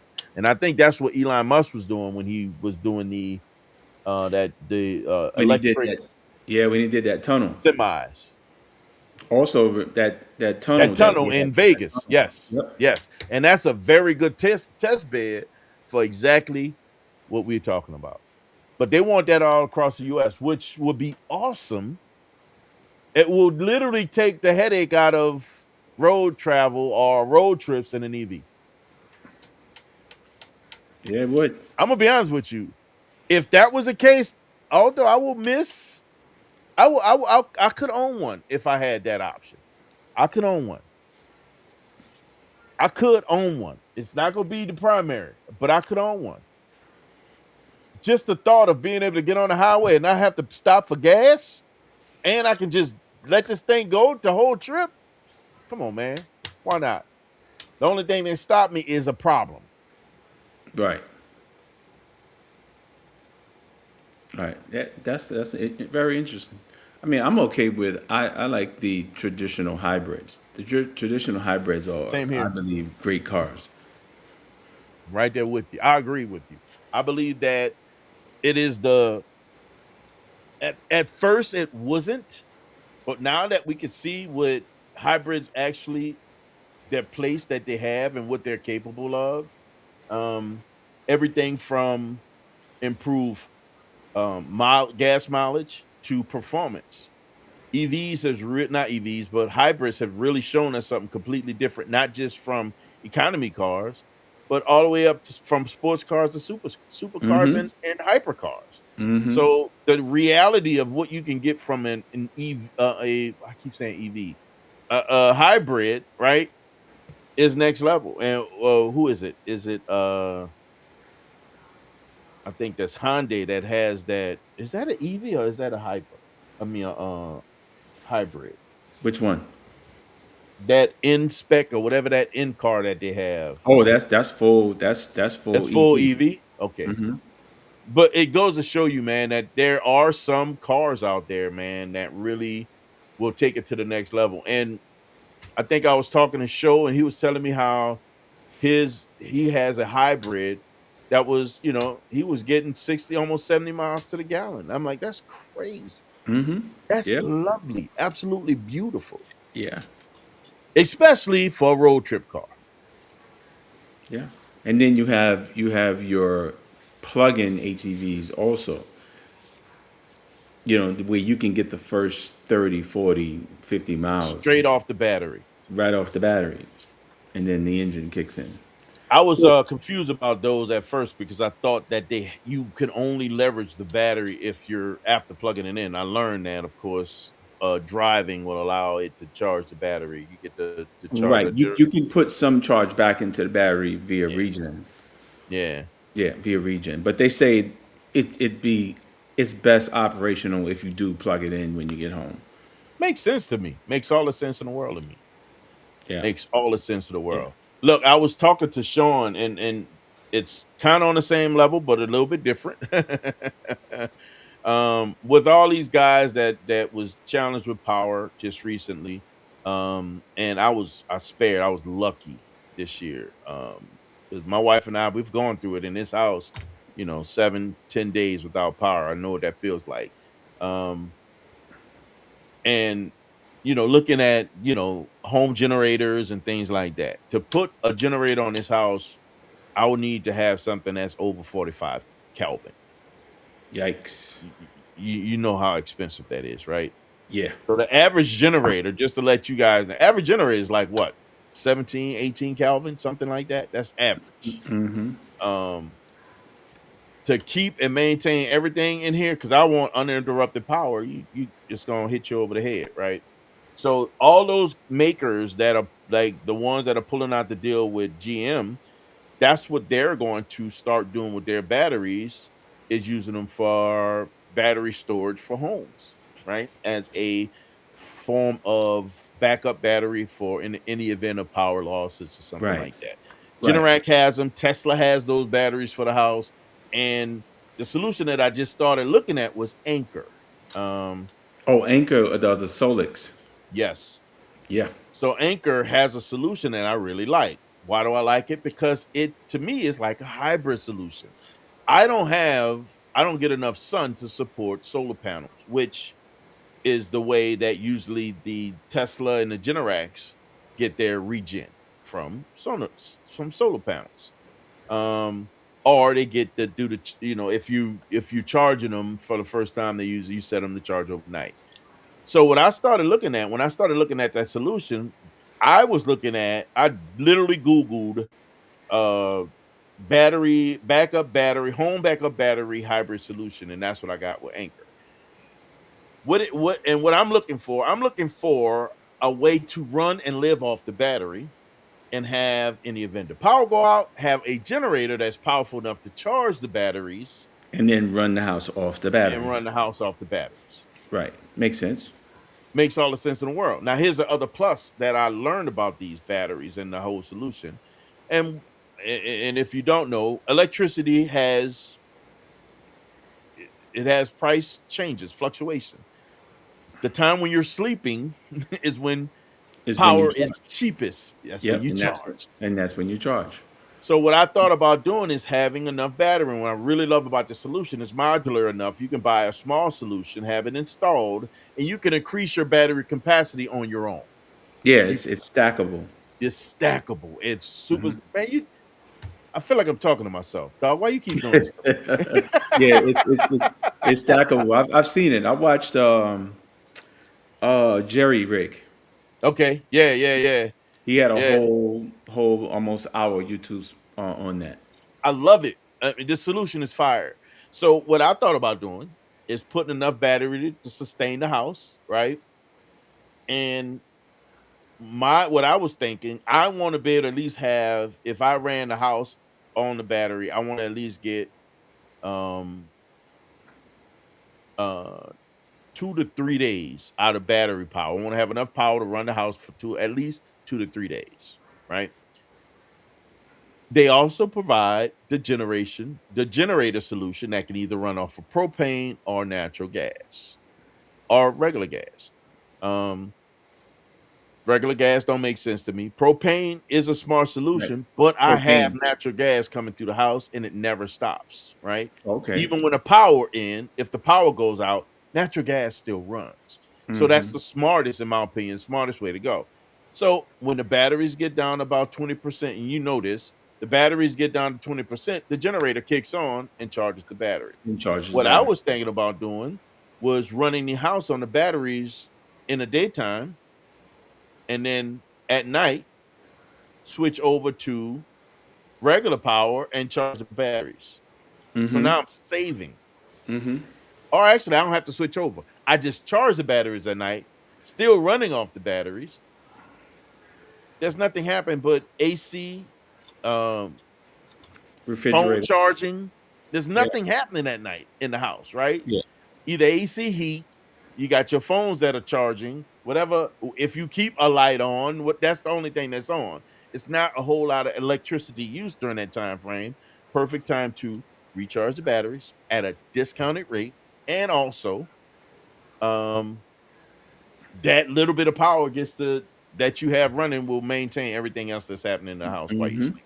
And in Mm-hmm. the morning, when everything goes back to normal, I pull no more charging, the batteries run the house. Either that or get your hands on a military style generator. And that's the other thing I thought about. You need a commercial style or Generator. Yes. industrial generator. That's your generator. One of the houses that we looked at when we was first looking for this house, it was huge. This house was really, really big. And that's what they had. They had a kennel behind a certain part of the house, and it had one of those big old industrial sized generators behind that house. That's beautiful. Yeah. But when I think about this backup battery solution, the reason why I think about this because there's a benefit of electricity saving. If I'm not running electricity in the daytime, I don't Oh, need to run electricity. You know how much you, sa- money that saves you save a in this lot. house? Crazy, Yeah. Saves a lot. crazy amounts of money. So that's the piece of the piece that really draws me to these generators is the long-term solution. I was talking to Sean about this yesterday. To me, that's the benefit, man. If I can have this house run off a battery in the peak hours, and then in the downtime or low hours, I'm charging the battery. That's a win all day long. All day. Do you have a backup solution on your house right now? Yeah. Just a Generac. But How you like it? um Is it full home? Is it regular uninterrupted? maintenance is the key.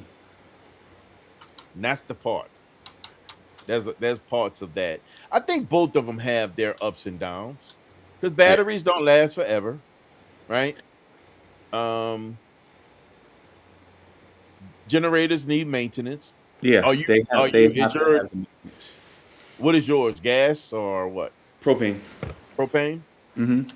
Yeah. Yeah, You have you a good got tank back you there? got either you become handy and learn how to do it yourself, or they're gonna have to come in usually at the change of the season, like let's say spring into summer, and then maybe fall into winter to make sure everything is up and up and everything is running well. And is it just like the just because it's an engine, right? Yeah, it's They just just serviced in engine. the They come engine, in, they service, make sure everything is good, blah blah blah. change So the oil, make sure the it's fluid it's levels are something that you good. could actually do yourself. It's not extremely difficult once you learn it. Just like anything else, you can learn it, figure it out. Isn't that propane motor? Is it like a diesel motor, right? Similar, Similar similar. to a diesel motor. Yeah. Mm-hmm. Similar. Yeah, I was God, honestly, man, I know the maintenance is a thing, which is not the worst in the world because you got to maintain almost anything that you're going to use as a solution, regardless. It's going to require some level of maintenance. Um, Generac was what I was looking at first. The deterrence was the size of generator that I need to sustain. Yeah, because if you went with Generac, you'd probably only be able to run a central only refrigerator. You know, you have what central air. Central air, I got one, two, three refrigerators. I got two ovens. Don't get me going, man. It's a bunch of stuff. Yeah, It's a lot. It's a lot of different things that require electricity. Um, and if I were going to get a generator, I would prefer to have uninterrupted power. I would love to have that little quick flicker and everything is still running. Yeah, yeah. I would love that. I want to have the internet still going. And the cool part is having that Elon Musk joint on the roof. Oh, you Uh, have Starlink? yep. Okay. How is it?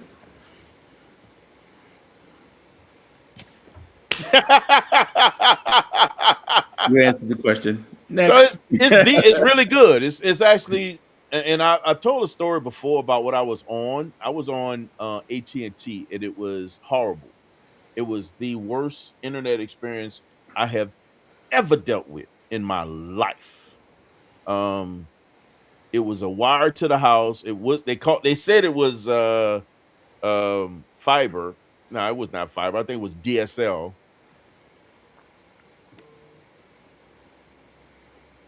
Yo, but when something happens, they take time on fixing the grid. Yeah, Here's the thing, man. absolutely, I would absolutely. have loved to have solar panels to a point, and if I was able to get enough power from solar panels that could support a battery solution, I would have loved that, right? Because the cool part about solar panels, if they were able enough power to keep those batteries full, any extra power goes back to the grid and I get paid for it. Right. I would have loved to have that, but the way my roof is set up, it doesn't get enough sun.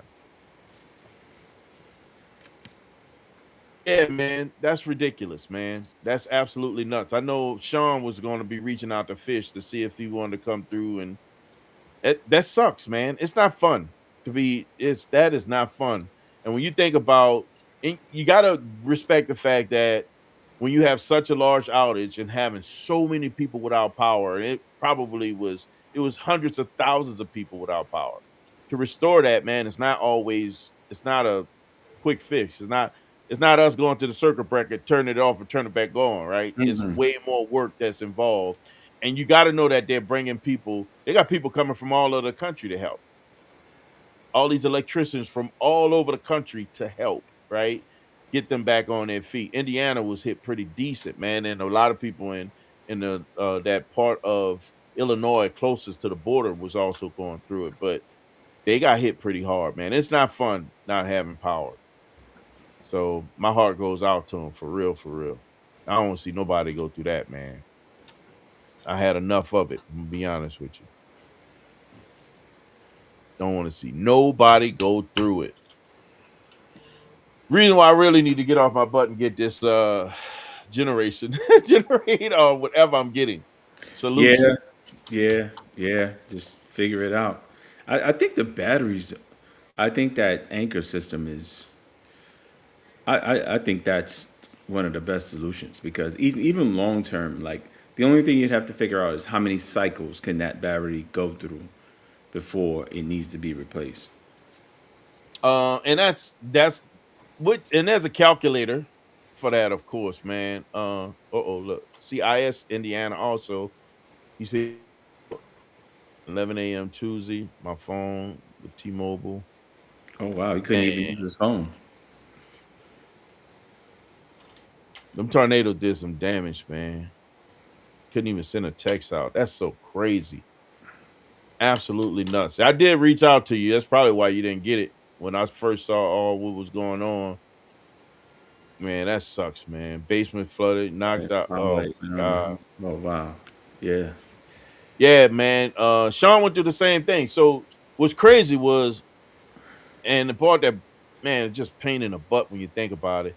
Sean went through flooding in his basement a month ago. Basement flooded, lost a bunch of stuff, lost his deep freezer, hot water tank had to replace it, had to get his furnace service. That was, I wanted to, the picture he sent me was on the 11th of July. He just went through that again on August 12th. Oh no. Flooding in the basement, hot water heater had to get service, hot water tank had to get service, furnace had to get service. And you look like a swimming pool in the basement. Absolutely painful to look at. But he just this again.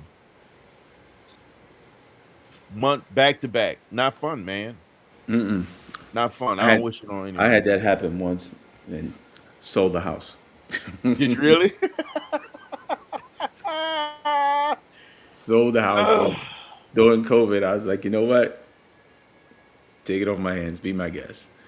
Oh But man. I did make them aware of the issue and left them two sump pumps.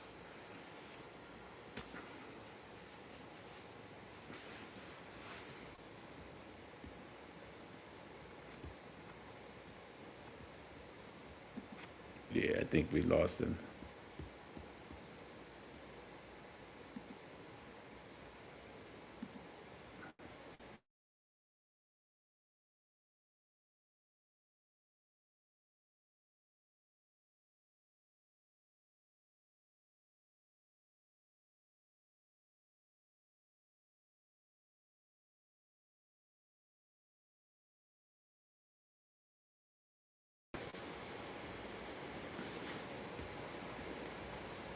Yeah, we lost him for a little bit. See if he comes back on.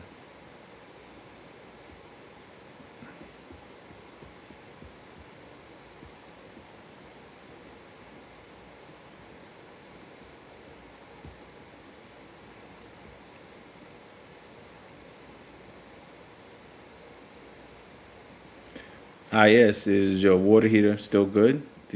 Did you all you did was relight the pilot light?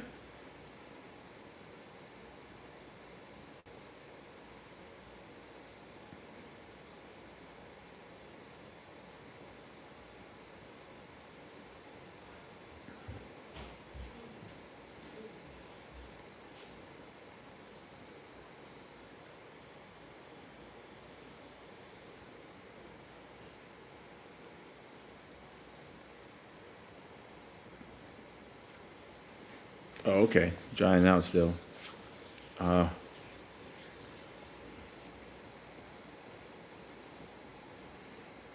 so you still have no power, IS?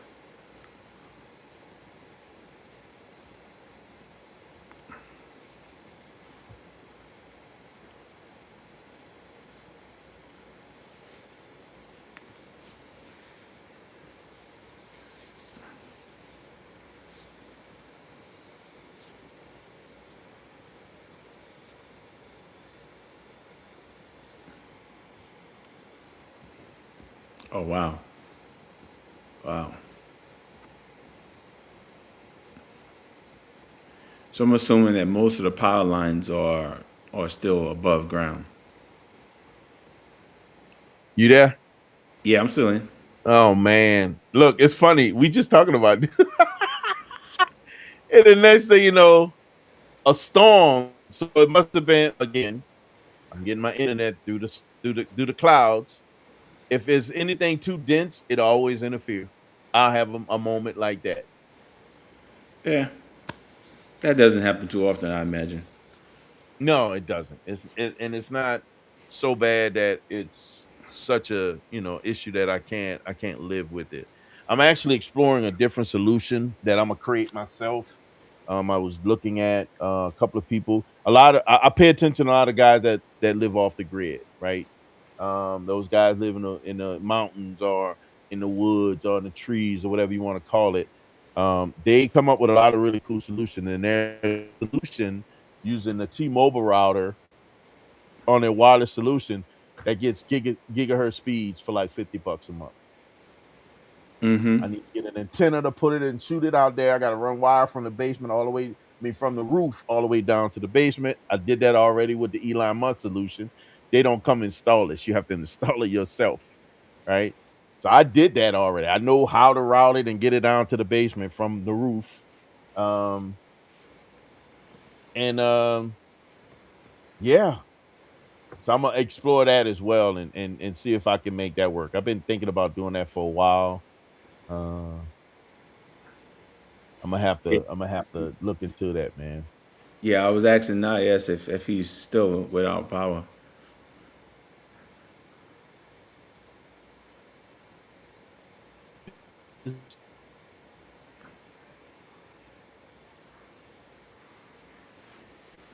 I was back and forth Yeah, we lost him again. Must be having a bad storm over there in Chicago. pretty decent, man. And he was one of the challenges that they have, especially when it came to getting gas, man, was a lot of gas stations were out. Trying to go find gas, another challenge, right? After going through Katrina, man, I don't wish that on anybody. I swear I don't wish it on anyone. I had my share of that crap, and it was not fun. I don't wish it on anyone.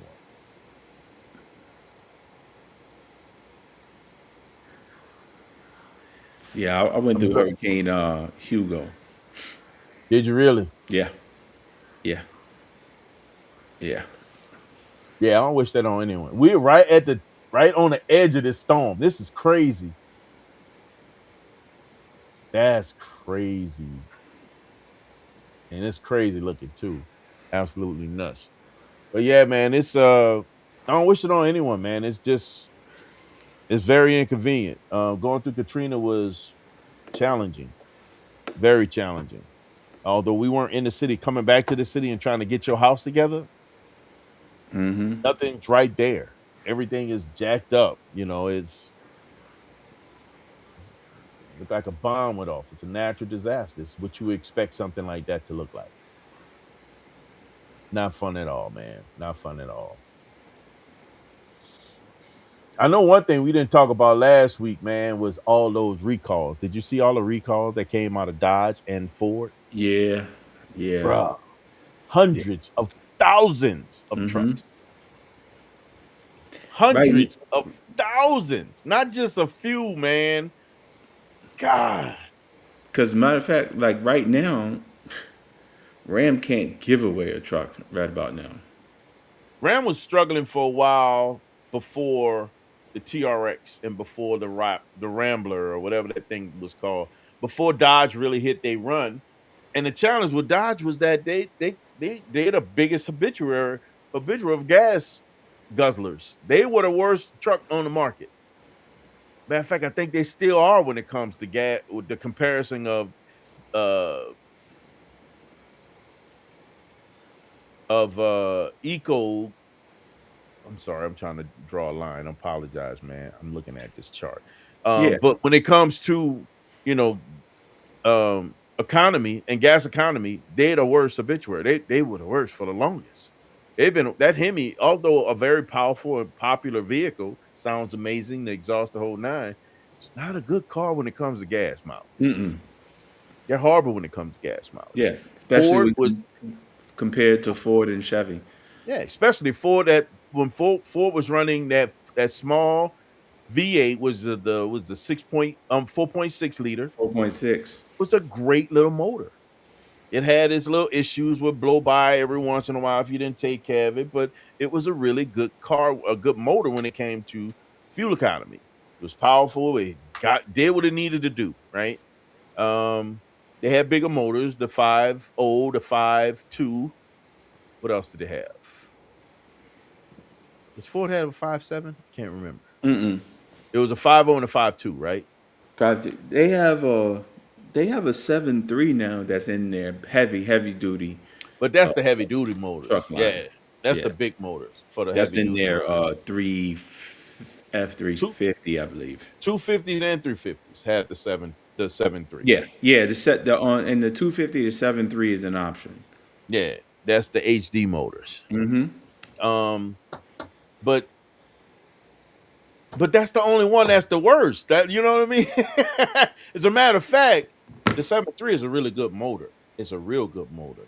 Um, I had this thing about, trucks. I love big trucks, man, and I cannot lie. I love big trucks. I would love if I was able to and I like the Fords, don't get me wrong. I would love to get a F-250 or F-350. I love those trucks. I think they're Yeah, just fire. Initially, I was like, man, give me diesel. I'll take a diesel all day long until somebody educated me. You say, if you're not using it the way a diesel should be used, you're gonna have issues with it. Like, which man, I is never towing. thought about that. Diesels primarily were made for towing. Yeah, Yeah. You got to use them for what they're used for. They got to be haulers, they got to be pullers, they got to be towers. Mm-hmm. And if you don't, it's you're gonna run into some problems with them. Is what the information that I got. It's like, no, just buy the gas. The gas is really good. It just doesn't have the same capacity of towing. But if you're not towing, now you got a vehicle that costs less to repair and Yep. to maintain. They say. I'm like, you know what? That's a good point. So Yeah. when I look at them, I still pay attention to them every once in a while, especially when you run across a good deal. I'm always looking at cars. I can't help it. Um, but man, still wouldn't mind getting my hands on. I would love to have a dually one day, but give me a 25, a 250, Two big fifty. 250, Yeah. 10, 8, And, 10 lug joint. I'm happy with that. I and F love two big trucks, and bro. the new F-250s, they have a nice presence to them. Oh, very beautiful presence. I think so Yeah. okay, who I think have one of the absolute best presents on the two that class, that 2/4 ton. I hate to say it, man. Chevy got a beautiful truck, man. Yeah. Chevy Chevy. got Yeah. a beautiful, Yeah. beautiful truck, man. GMC used to have it for a while. Chevy got a beautiful truck. They Yeah. did that thing with that redesigning of the Silverado. That's a beautiful truck. Yeah. That's a beautiful truck. I don't know, man. One day I might have to get me another one, man. When I was exploring options for a replacement of Liberty, I was this close to pulling the trigger on a Nissan's version of a 250. Oh, the Nissan Titan. Titan. They got a Titan HD. The only issue was that they had a lot of problems out of the transmission. Yep, Yeah. they did. Yeah. That's what I discovered. Yeah. I They was like, they had God, I don't know if that's a good move. no, no, not trans. I mean, but generally speaking, Beautiful truck, bro. you know, when it comes down to transmission problems or issues, a lot of times it's solved through the aftermarket. A lot True. of places really because they buy all the cores and then they research them and they figure out what's the How to problem and fix they them. fix them once and for all. Who else had a big transmission issue? And they fixed it. Ford is still having problems with their 10R80 Corvette had an issue with their transmission. and the Um, C8. in the C8, the Mm-hmm. C8s were having big issues. Mm-hmm. The early C7s were having issues. 16 and below were having Yep. issues with Yep. transmission. They had a solution for it, but it doesn't go without saying that there was an issue with that transmission, right? Um, Man, and to your point, I agree. I think that they do. People find solutions for those things. It's Yeah. just a matter of what you're willing to deal with in that interim. I still was very interested in that truck. Don't get me wrong, especially after going to see it. Ray came with me, man. When we looked at that truck, I was like, God, No, I it's a, like and this it's truck, different. man. It's different from the other trucks. It That's the doesn't look most like any different. of the other trucks, and Yeah. part of the selling point for me was just that. Mm-hmm. It was able to do everything that those other trucks can do. As a matter of fact, it even had a fifth wheel in the back, Yep. in the bed. Yep. Yep. There was a cover covering it, but it had a fifth wheel. It was ready for a gooseneck. I'm like, golly, imagine what I could do with this thing. I'm One interested to thing for sure see. is I could pull that vet wherever I want to go. Oh yeah, you could definitely pull that. I want to see if Toyota made any updates to the 2027 Tundra, if they address all the issues that they had. That's a good point. That's a real good point. I wonder if they did as well, Yeah. especially when you think about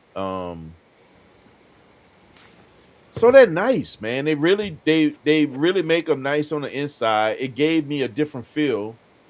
I think Chevy really take actually Chevy and Ford. The interior of their cars are incredible. Now, I mean, their trucks are absolutely beautiful. What I loved about the not HD, XD. It's the XD, not I think HD. it's XD. Yeah. What I liked about it, it had a Cummins diesel. It was a Mm-hmm. Cummins diesel with an Allison transmission. That's the package you want, right? That's the one that no, it wasn't Allison. It was a Cummins diesel, but it wasn't an Allison Wasn't transmission. Allison? Nope, it wasn't Allison. Because Allison is what you want. You want that. That's the motor you want. I mean, the transmission you want. That's the one that's gonna give it to you. But I don't think you can combine the Allison with a gas engine. No, the Cummins diesel. Cummins diesel, right? It Yeah, was a diesel truck. right, It was a right. Cummins diesel. It was a Cummins diesel, and it did not have the Allison transmission. The Ford had the Cummins diesel with the Allison transmission. I Mm-hmm. found a few of those, but because they already know that this is the desired package, Yeah, they're gonna charge you for that. all of those trucks cost money, bro. So some of these trucks are upwards of 90 to $100,000. Can you say it again? When did a truck become that expensive? Like when I say way up there in price, absolutely mind blowing. Here's the Hmm. crazy part: the Nissans, which they were cheaper. Right. Yeah, because it's extremely hard for any other maker besides Chevy or Ford to try to break into the truck market. It's extremely difficult. And Men it's that, not a bad truck. Not a bad truck.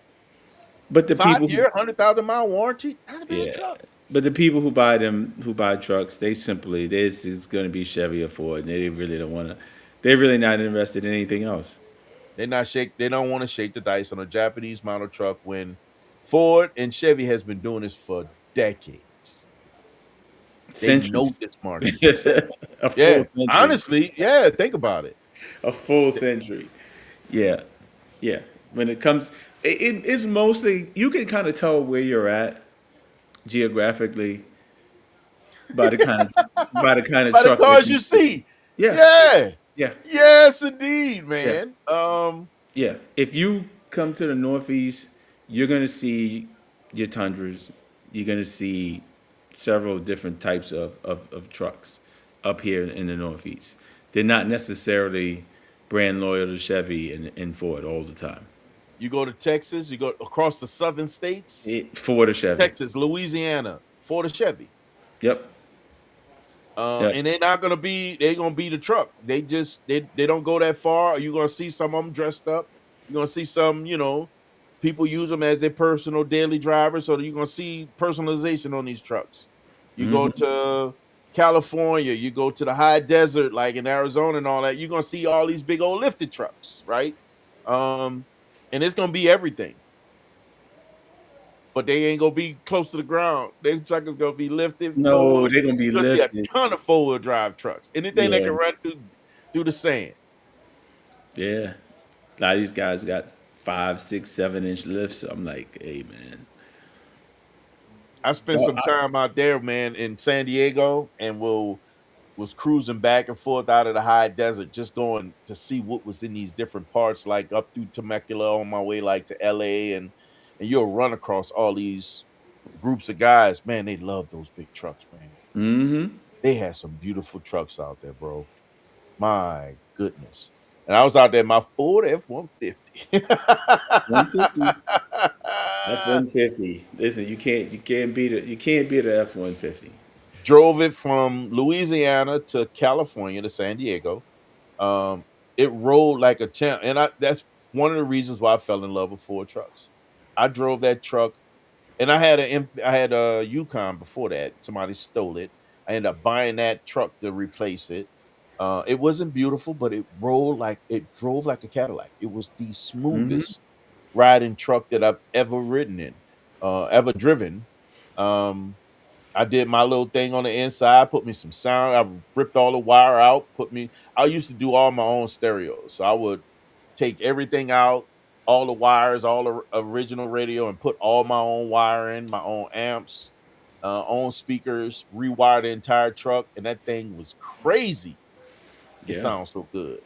Um, but it just kept giving it to me. I get that thing here and tow it up because it was two-wheel drive.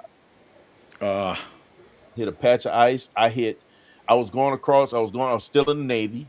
I was working in the Intel unit in Great Lakes. and I was going across this overpass over the highway over Skokie, and hit a patch of ice. I hit the rail on this side, no, on this side, spin all the way around, hit the rail on this side. I mean, I'm looking at the cars passing over the rail. Hit it, it spent, hit, and came back and hit the rail on this side again, which was now looking at this huge ditch or ravine that I was heading into. The truck spin around and hit the rails 3 times. The front of the truck hit the rails 3 times. Wow. It bounced off the. It didn't hit nothing else. Everything else was fine. It hit the front of the truck 3 times. Totaled the truck. Yeah, once that frame rail, once you bend that, yeah, it's, a lot of times it's not even worth saving at that point. It was total. They totaled it. Yeah. There was nothing I could do beyond that. It was like, dang. All right, well, it's time for all-wheel drive car. I got that Infinity. Well, contrary to popular belief, people think trucks are invincible during snow, but it's actually the complete opposite because they don't Very understand. opposite. There's no weight in the back. Nope. Nope. People up here know because they have to put sandbags in the back of their Handbags. trucks Yeah. to try to get traction. They know up here that you can't, that is not in, is not the end all be all, but it's Yeah. important. I believe it's still important. If you're going to do it, you got to have all four of those tires spinning. You can't do it with just the rear tire spinning. Even if you're light in the rear, it's great that you got the front grabbing and pulling. At Mm-hmm. least that's another form of assurance that you need to get to where Yeah. you're going in the snow. The plus is that, of course, we have the infrastructure to clear snow. So most of the time, you're not going through deep snow. You may Right. have to worry about ice. You may have to worry about a road that they haven't cleared here and there. Um, but if you got all-wheel drive, it's not that big of an issue. You got to be conscious of ice because tires are not great on ice, but you want snow. Like Yeah. to get out of my driveway, I would rather not shovel and know that I'm gonna get out, especially if I don't have any salts. I know I can get out if there's snow on the ground because I can get traction in You get snow. traction. Yep. Yeah, I can get the traction in the snow. But when there's ice, the snow is gone, and let's say I don't have enough salt, I'm not getting out this driveway. Mm. It's a hill; it goes up. I'm not getting out this driveway. I had this young kid when I was plowing came got we ordered. I don't know what it was. I don't know if it was my wife ordered um groceries or something like that. And the guy came to drop the stuff off and he couldn't get out the driveway. He couldn't get out. He had horrible tires. I was in the middle of plowing and getting the snow out the driveway. So now I got this dude that's stuck in my drive and he's gunning it, trying to get out the driveway with bald tires. Like, dude, you're making it worse. Like now you're making slick ice on the driveway. Mm-hmm. Yep. Bro, stop. Let me put some salt down and I'll help you get out. Let me get you out. He still wouldn't listen. And like it took him so many times to get out to a point where I had to really talk to this guy real stern because I'm like, dude, I feel like I'm talking to a little bitty kid now. Are you listening to me? I live here. I'm gonna show you how to get out of my driveway if you'd only listen. You have to follow instructions. What you're doing is going to lead you in the ditch. You Or listen, you're bro. gonna burn. You roll off the hill getting out my Hmm. driveway. Or you're gonna burn You're out gonna your hit a tree. transmission. Yeah. Or you're gonna tear up your transmission. You're gonna tear up your transmission. Hopefully, you tear up your transmission before you hit a tree. I'm just saying because he wasn't paying attention. He was not listening to me. I'm trying to help this guy, but because of that, there was one. Good lord, going to Tuna Galleria. I think it was the last year I went to Tuna Galleria. Um, I couldn't get out the driveway. There was ice. I'm in the vet. The vet is even worse. Like Oh, trying to get out the driveway in the vet, you that's a forget it. nightmare, right? I literally was inching out the driveway using that old method of how you get your car unstuck on the road. Oh, the rocking back Floor and forth. mats. Floor mats. Floor mats. Putting them floor mats under there. Yeah. I drive over the floor mats, stop the car, reposition, drive over the floor mat. absolutely crazy, bro. The stuff that we go through. Woo! My goodness, that was crazy, but it worked. Yeah, But it it worked. worked. I actually, when I had my Mustang, I first moved up here, upstate New York. I actually, we learned, we came out of the driveway in reverse as Really, opposed to going forward, like a front wheel drive car. like a front wheel drive car. We're just backing up. That makes a lot of sense. Yeah. That makes a Yep. lot of sense. Yep. I never even thought about that. Yeah. Yeah. It worked. It Everything worked. else that we have now is, when we first moved here, I had the Infinity, all wheel drive. Then I had the Chrysler 300, which was all wheel drive. My wife had uh, the Lincoln Navigator, no, the Lincoln MKX, all wheel drive. She went from that to the X6, 17 X6, all wheel drive, right? We've always had something all wheel. I had the Jeep, all wheel drive. I No, mean, you the have to. the summer car is the Vet. That one stayed in the garage during the winter anyway. Yeah, Um, you have to have all wheel drive. Gotta have all wheel drive. And that BMW is, although it looks, it doesn't look like a typical SUV, like where you think about stand or you think about lifted in the air or have enough Hmm. clearance. This thing sits like a car, man. It sits aggressively, but it does what it's supposed to do in snow. That all-wheel drive Hmm. system in that is really decent. It's really good. It's not the best, but it's really good. I'm not Yeah, going off-road with it.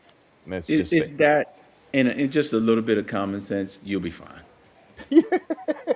A lot of common sense. Yeah, that's all you need. Like Woo!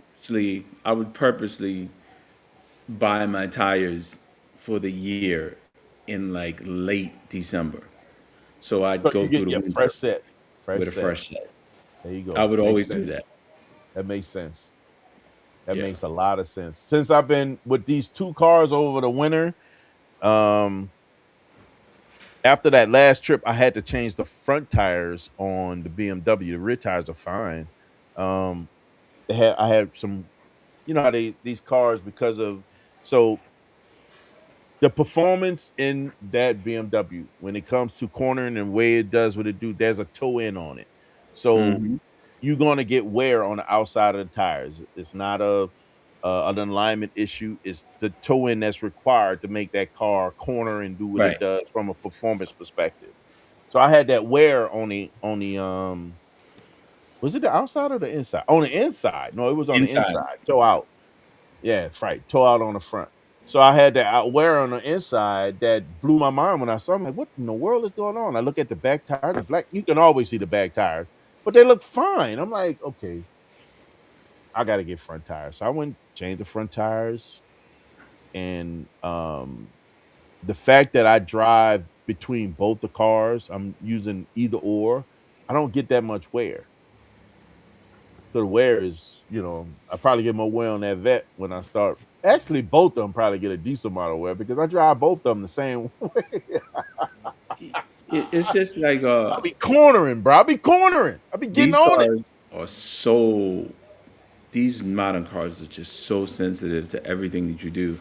You It's absolutely literally crazy. have to match tread pattern on tires. You Otherwise, have to. the car is They're gonna going to ride crazy. right. It's going to behave funny. Yeah, they're gonna trend. You can feel the Mm-hmm. car doing different things because the Mm-hmm. tread pattern is different, and the car is trying to adjust to tread Yep. pattern. Yep. Um, which has always been a challenge for me when I look at the different. When I think about aftermarket wheels for the BMW, I really want to go 21, maybe 22 to get a little bit more size out of the tire. But it's not easy to find tires that fit the size that I need that match. That's a problem for me. That's the problem. Yeah. And then on top of that, finding a tire of a brand that you A like. good brand that I like. It's got to be, and it's got to be performance brand tires because I don't want to get something that can't handle the heat cycles. Soon you get something that can. See, now you got a tire that's doing weird stuff when you're driving. You're gonna feel the tire roll. You're gonna feel Mm-hmm. it. not doing what it's supposed to do when you needed to grab the earth, when you're cornering or whatever, when you need to launch and do what you need to do. Now you got the possibility of a tire spinning, the wheel spinning in the tire because it can't handle it, Right, and losing the V. you need a tire that's going to communicate to you what's happening. Also, you need a Fact. tire that's going to let you know, hey, buddy, you're at your limit. Easy. Right. Yeah. Yeah, a lot of people Big they don't. fact. A lot of folks don't. They don't think like that. They don't put that into their process. But you need either the car needs to communicate with you or the tire needs to communicate with you about what's happening. And And that's the. I learned that you miss that. People that don't have high performance cars will miss it because you're not driving that car in a way a daily commuter it's not gonna always translate that to you. The car would, not the tire. Not the I tire. learned that I have to trust those tires on both those vehicles so much that I'm sensitive to what the tire is telling me when I'm driving a car. So Mm-hmm. now the tire has to be able to communicate what it's capable of. Like I had a set of, what did I have on there? Continentals, DWSs. Oh And I was 06. running, I used to ride, yep, I used to ride those O6s on. I started using O6s from my Infinity. So I started putting them on everything. I love those tires, right? And I saw some people that was running them on a vet. They say, hey, this is a great all, because there is a performance factor with that DWS. Mm-hmm. Although I know I'm not going to drive in snow, but I knew it was a good tire, so I ran it, right? They grabbed the earth, they hooked pretty decently, but over time they couldn't handle the heat cycles. So now the wheels started doing weird stuff. You start feeling something different in the tire when they got hot. They felt spongy. The car felt like it was sliding when it wasn't, right? The rubber felt oily. The tire felt Mm-hmm. oily when the ground is dry. Like it Yep. felt weird. So I learned that I couldn't use that tire. So I switched from um all performance tires, all season performance tires to summer performance tires. All I need to worry about is rain and rain and heat. I don't need to worry about snow. And when I did that, problem solved. I don't have to worry about what that car was doing on those all season tires. But because of the experience that I've had with other tires, you can feel when the tires that you have on your car have hit their point of heat cycles when they Mm-hmm. can't take it anymore.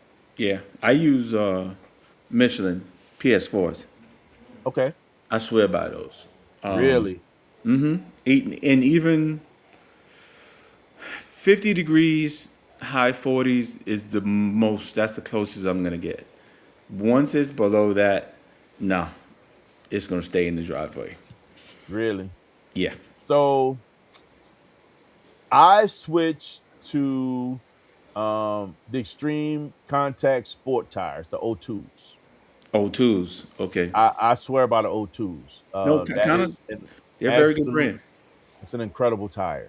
Yeah. I Very got good. Michelin's on the I got cup twos on my factory wheels, and I got the contacts on the aftermarket wheels, on the red wheels.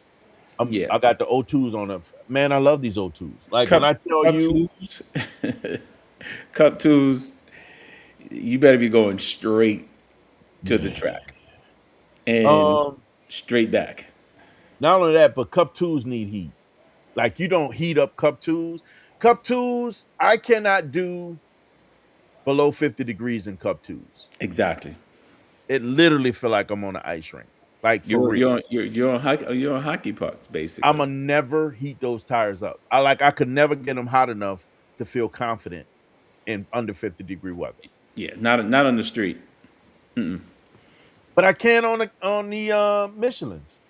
I mean Continentals. Those Yeah, they're a O2s. little softer compound, and they'll heat up first. Like it's just little things, like you said, for people who drive high performance cars that you pay attention to. Like I'm very wary of ground temperature. I like Yes. if I know it's been extremely cold, for a couple of days. No, I'm good. I'm leaving it right there in the driveway because I know the ground is cold. It's Like cold. people, you're not really thinking like that, but I'm like, the ground is cold. Nah. I'll do my season open drive after I know there's no more ice on the ground. We had some rain and it washed away. We do they do a lot of salt down here. Salt is also a traction killer. So Mm-hmm. I like that. Make sure that we've had at least a decent amount of rain or something to wash the salt off the road. And I do my inaugural drive is always to Lake Geneva. So which is like for me is only a maybe a 35-minute drive. But if it's below 50 or 50 or in that sweet spot of being not frozen but too cold, I mean pretty Mm-hmm. cold, Mm-hmm. I'll cruise it. I'ma still drive it. I'ma cruise it. I can't do what I would really want to do on it. And especially when you park your car for the season and you get in it, you want to push the pedal. Yeah. That's always the hard part. Yeah. But I'll do that drive just to get the drive in. You know what I mean? Um, but I'm leery of what I'm what the car is able to do when I'm out there. I'm straight lining it most of the time. I'm not really digging to any corners. I'm feathering through corners. I'm very cautious about what I'm doing. Um, because I know that as soon as I give it any kind of interest of a little bit more petrol going through that system, that big old air pump, it's gonna let them tires go. Mm-hmm. Them tires are gone. I'm gonna be Yeah. sideways, Yeah. and that's from experience. Yeah. I've drifted that car when times and I wasn't supposed to be drifting it more than once. I've come around corners sliding, working it back. Huh, huh. Okay, okay, here we go. Good lord. Oh, woo! Got home, changed my underwear, and I was good to go again. Yep. You're like, well, won't do that again. Oh, and here's the thing: you say won't do that again. It wasn't even on purpose the first time. Right. Right. Right. Yeah. It's I don't know. Sometimes I just wonder. I watch people drive and I'm like, man, you don't know how close you are. That part. Yeah, they got a lot of people out there that don't have a clue, bro. Don't have an absolute clue. That's Like crazy. you have no idea how close you are. So You're on edge.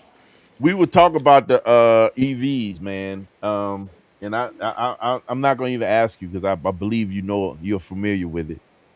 Lucid Mm-hmm. The Gravity, new Gravity GT. GTS. But again, who are they selling that to? It's a novelty. It At the is. end of the day, it's a novelty. It really is. If you think it's an SUV with 1,070 horsepower,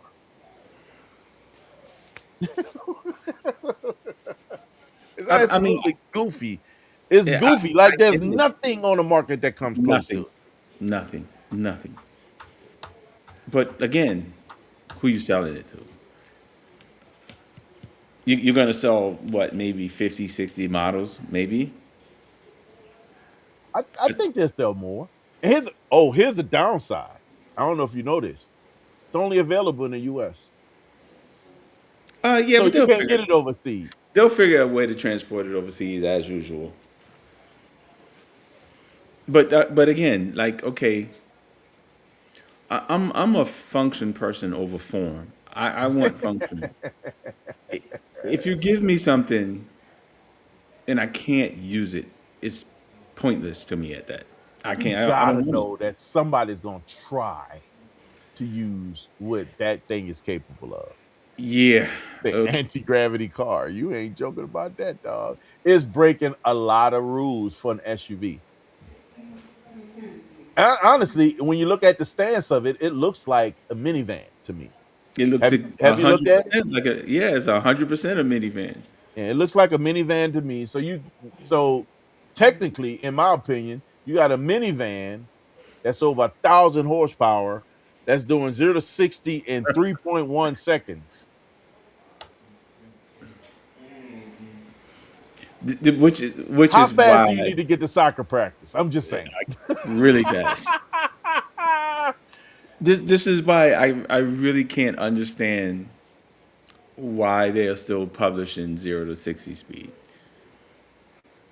Because It's there's going to be people that's going to buy it just for that.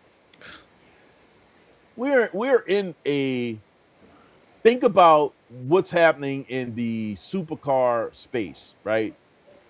Especially now, we're in a very interesting time now with supercars, and the ones that took it to the next level, in my opinion, was McLaren that really took supercars to the next level and made Ferrari and made Lamborghini pay attention. Like this is what we can do with this power. Not only can they have really great power, but we can make it stick to the earth. We can launch really hard and blow your mind. Those things are amazing, right? But they're very present, right? And you're starting to see it now in a lot of the regular cars. You got to think the biggest competitor, I mean, for those cars that's killing them is a Chevy, right? And the Chevy shocked the world with the ZR1, and now you got ZR1X, right? the 0 to 1X. Shocked the world with what they're capable to do with a car that's coming from production. Let's rewind. We can rewind. Let's rewind. Let's go back a little bit because 707 is very important, Well, right? you can go back before that. You got to go back to the GT 500. GT 500, which It was really six. It was 660. Matter of fact, that was the, if not one, or I think that was the first what year? Ford 13. No, 13. It started in 11. They ran from 11 to 14. It was 662 horsepower, and I believe that was Ford's first mass-produced vehicle to hit 200 miles an hour. You got to realize something. Although it was already doing it, the ZR1 was already at Was already there before with the the C. C6. This no, you can go back further. The C6. C4, Oh, the Hammer. Oh, it was a Hammer, jackhammer, I think they called it. the That was one like a special where they car. had the where they partnered with the boat engine. Yeah. Yeah, that was a special edition car. That car was stupid. Crazy stupid. That was Yeah. the best thing to happen to C4. Literally, the best thing to happen to C4. So but the so-called supercharged. You can go back even further. You can go back to Z28 Cobra days, the Yeah. '03 Terminator. But you know what? But when you really think about it, and I hate to say it, but Corvette wasn't in that class. Those are pony cars. Pony cars sat in a different Oh yeah, class. yeah, It means a lot to know that a pony cars was hitting 6 plus, yeah, right? yeah. That's a That whole was nother ball game. apples oranges, as they say. Yeah. Yeah. Yeah, That yeah. pony car hitting that number meant a lot, right? Well, you gotta think Corvette, even at that time, was chasing after Ferrari. They were trying to beat Ferrari, right? hmm So to have that car doing what it's doing. And I still hold on to the 707. Although, don't get me wrong, I think that car was pivotal. It didn't do the numbers like Dodge did. Dodge sold 717 off the showroom floor all over this world in crazy numbers. But Hellcats the went but the only thing everywhere. was, I mean, to me, my thing with Dodge, I've never been a fan of Dodge, not because of what came with it. They just didn't have the performance to equal the big horsepower number, because No, they as didn't because they were boats. They yeah, couldn't corner. They could yeah, only go a straight line. only Most go of the time, all they did was make tire smoke. and even when they went in a straight line, they were still Still a problem. surprisingly slower Yeah. than the lesser horsepower vehicle. Because it had so much weight. So power to weight ratio was horrible between the two, right? Yeah, So me lining up to a Hellcat, I'm tearing them up all day long. it's not I even got half the close. weight almost. It's crazy. I'm It's 2,000 pounds lighter, and the power to weight is just off the charts. it's not even close.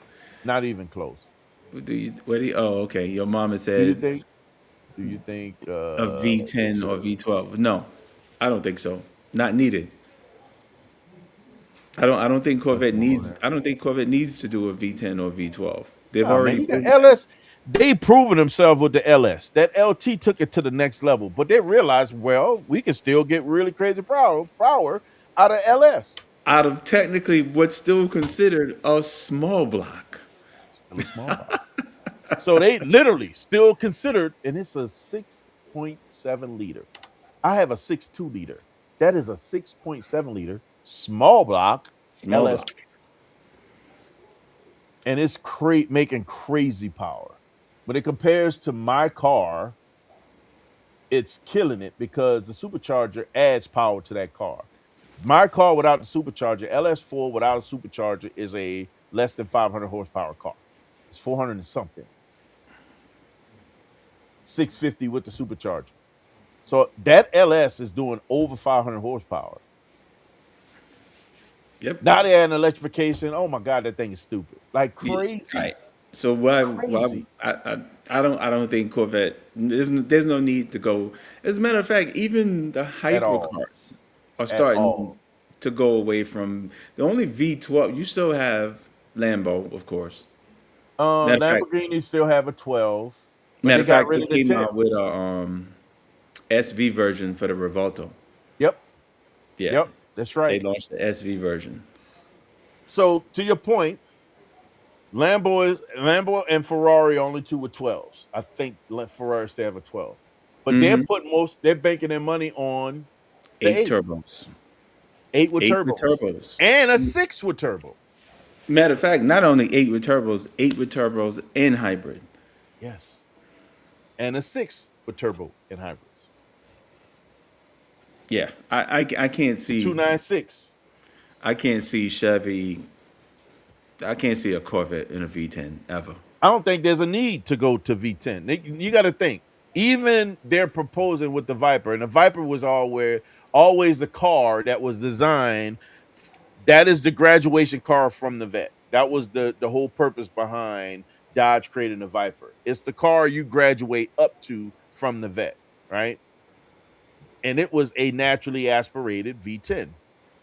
Yeah, When point they're three, proposing bringing that back with forced air on a V8 and some electrification. So even that car, they're getting away from the possibility of the V10. Why is the V10 going away? It doesn't make sense. Yeah. Is it just that It, they're chasing after efficiency, not efficiency. efficiency. Also, you got to remember they still, despite some of the calf changes, they still have to meet emissions requirements. Emissions, that's the issue. Emissions more than anything else. So to get the power that they want and still meet emissions, and again, you got to think about it, right? A lot of the cars we make with the big motors, they can't take overseas because it doesn't meet emissions. Those Correct. V8s that they make allow them to meet emissions. Like they Hmm. can't have these cars in Europe that don't meet emissions. So everything that they make meets emissions and still doing the numbers that they're doing. Correct. Correct. That part is crazy to me. But they're doing it now again, away from the 10. They got that 112. At least that I believe that's the only 12. I think Ferrari has a 12. I can't remember if they're making another Yeah, 12. the 12 is in the The Purosangue. Per Sangue. That's right. But the V8, like the twin turbo V8 and hibernation is even in the It's in the SF90. SF90. And SF90 has it. The mhm, 296 has a twin turbo V6 V6 with hibernation. with hybrid. And you Like know this six that they have been on, they've been playing with this six for a long time. As a matter of fact, this six is straight from race cars. This is what that's in their race car. right, right. Which is it's funny if that six makes its way back to alpha. Which will be amazing. I never even thought about that. because the 6 in Alpha was derived from the From 8 that, yeah, from that's that. they literally Right. took the engineers from Ferrari and said, "Do this in Alpha," and that's Yep. what exactly they did. So imagine if that six, even without electrification, made its way to Alpha. That would be nuts. Right. Would it work its way back? How beautiful would that be? Alpha would get a treat if they were able to get that six. Oh yeah. That would be such a treat because that is not a slouch. That's a beautiful little motor.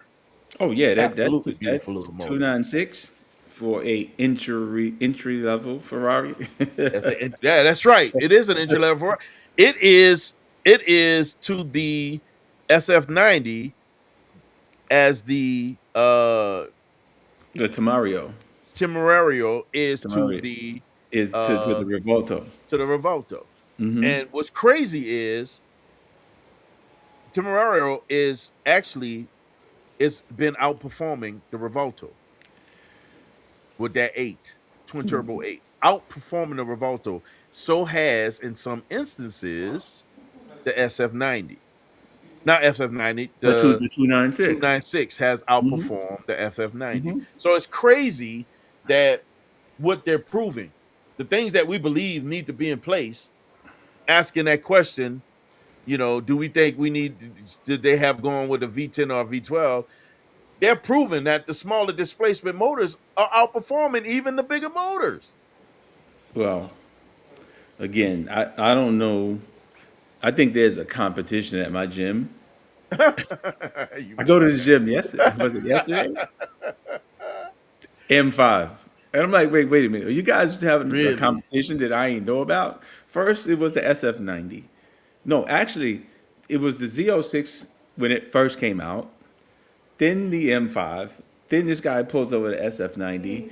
Then I see another brand new M5. I'm like, wait a minute. What is You going guys are on? having a competition here?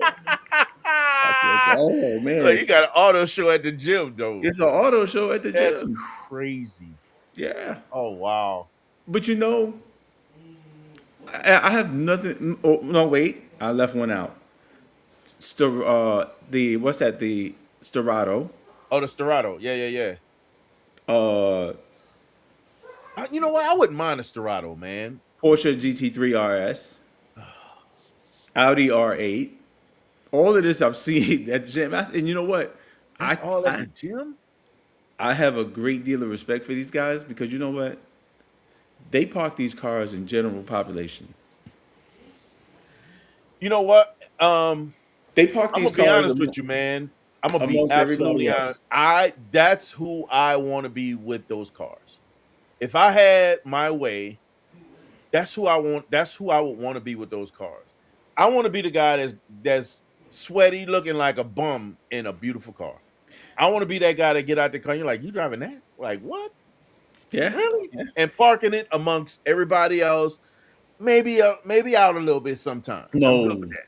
They these right there. guys They trying to get up front, these guys park, as I always say, in general population. which scares me sometimes. But that kind of tells me they don't really They don't they put that much understand what behind it, they're driving, but they but they don't don't put it put that much on it. exactly. I love that though. I really do love that. Like that part of it, in my opinion, takes it to the next level because you don't think so big of the car that you can't have it. And I do. Yeah, that's a resource issue. That's a resource issue. When you got a resource issue like that, it don't phase you where you park because it's just a car. Nah, no. Oh, he said, "Do you think they should have made Corvettes more rare?" No. Oh, that was your mama Yeah, house. you can't. You can't. I mean, I You can't. think the rarity of Corvette comes from, and I think that some Corvettes are rare. Like when I say some of the cars that sit in a very rare space right ZR1. now, ZR1X, even as a modern car, is a rarity, right? Um, Older cars, um, it's going C1, C2s are always going to be special rare cars. Yeah, They just split window. always sit in that space. Yep, especially with the split window. Um, C, C4 hammer, jackhammer, I think it's called jackhammer. That's gonna always be a rare car. Uh, C6 ZR1, Oh, definitely. always a rare car. That's always gonna be a six-figure car, right? And as for the moving up C7 ZR1, ZR1. ZR1 and Z06 manual are going to be rare cars now. So when you see those cars sitting in those spaces, next level. And the ZR1, the C701 is manual. It don't come any other way but manual. But when you add the C06 manual, they're starting to hit a rare space. The price of those are climbing right now. How can Viper compete with a Corvette if one has a V12? The Viper doesn't have a V12. Viper Yeah, has a none of V10. them have a V12. Yeah, the Viper has a V10. Viper's V10. And it's a very stout V10. So you're talking a V10. Um, let's talk about what that looks like. Hold on. Oh, okay. He meant V10. Fifth gen. Well, see, here's the thing, your mama. Too many times the internet world and the public try to make it about a competition. It's really not. These cars sit in their own space. Corvette GM didn't make the Corvette to compete with Viper and vice versa. They're They didn't two chase at the Viper. No. right. It's two totally different cars. The Yeah. Viper has always been a raw, hold Yeah. on, white knuckle. You better learn how to drive it yourself type car. Or get bit Corvette has always been, we're going to give you all that experience, plus control, plus and comfort. comfort. AC, heated cooler seats, It's always been two banging types of radio. cars. It's. So when you think about, and to your point, Corvette is literally a GT car. It's a grand tour where um Dodge Viper has literally been dubbed an American exotic. So it sits in a space of supercars, whereas Corvette sits as a Right. Grand Tour, as a GT Because I car. believe the first gen Vipers didn't even have door handles. It didn't. It didn't. No traction control. It was a No, scary car. nothing. No, nothing. And then the last gen, with this the fifth gen, it finished off. I had to look it up real quick. It had from the factory naturally aspirated 640 horsepower and 645 foot-pound of torque. Was that the Nat- eight? Was that the 8.4? The eight yep, point that's the four? A4.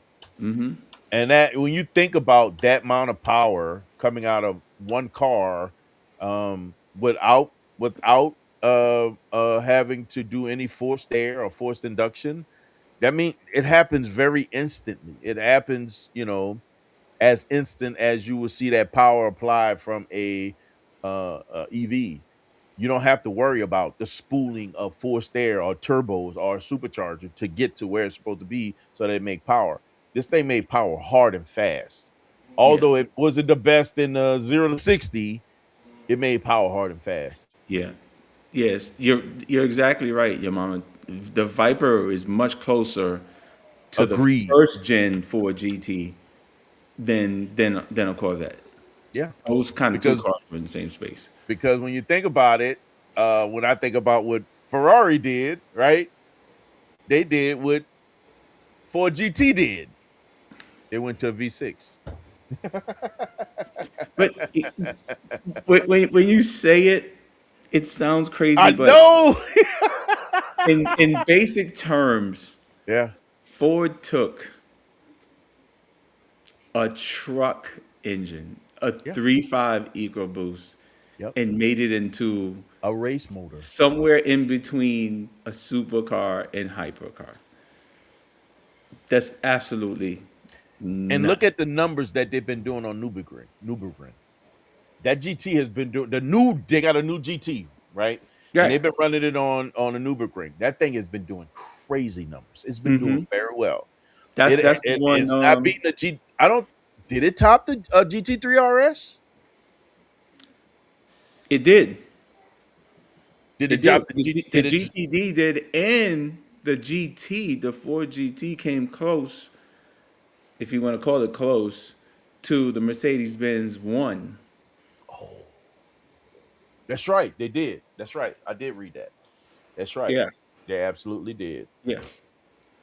But we're That's right. talking about cars that, man, we'd be lucky to even see in person. Yeah, it's my understanding the new Ford GT is going to be literally a race car. It's not going to be a street car. Yeah, yeah. It's going to be definitely going to be a race car. Can you Yes, I call could. for it? Yeah, yeah, I think so because I think even when you think about where they go and where they meet up, like they got a better chance of sitting amongst all the supercars and hypercars than my car can. Like the Vet don't get welcome like a Ford GT or a Viper would. It does not fall in. It don't fit. It don't. I don't get the love that they get. Right. You got to think Vipers are rare. Ford GTs are even more rare. Right. yeah, Uh, yeah, and these are very unique cars, man. How you fit in them, how you sit in them, it is nothing like that bet. You know you're in something different when you sit in that Ford GT or you sit in that Viper. yeah. Second generation Ford GTs are extremely rare. When I went Yeah. for that ride with Tim in that doggone Ford GT and it was supercharged Ford GT, Oh, the that was five again. a ride I'll never Truck, forget. a I'll never truck forget. engine. That the Never five forget. four. That same 5.4 came out of the Lightning. Yes, that's the motor we just talked about, the 5.4. We just talked about that. But they That's know they have a product.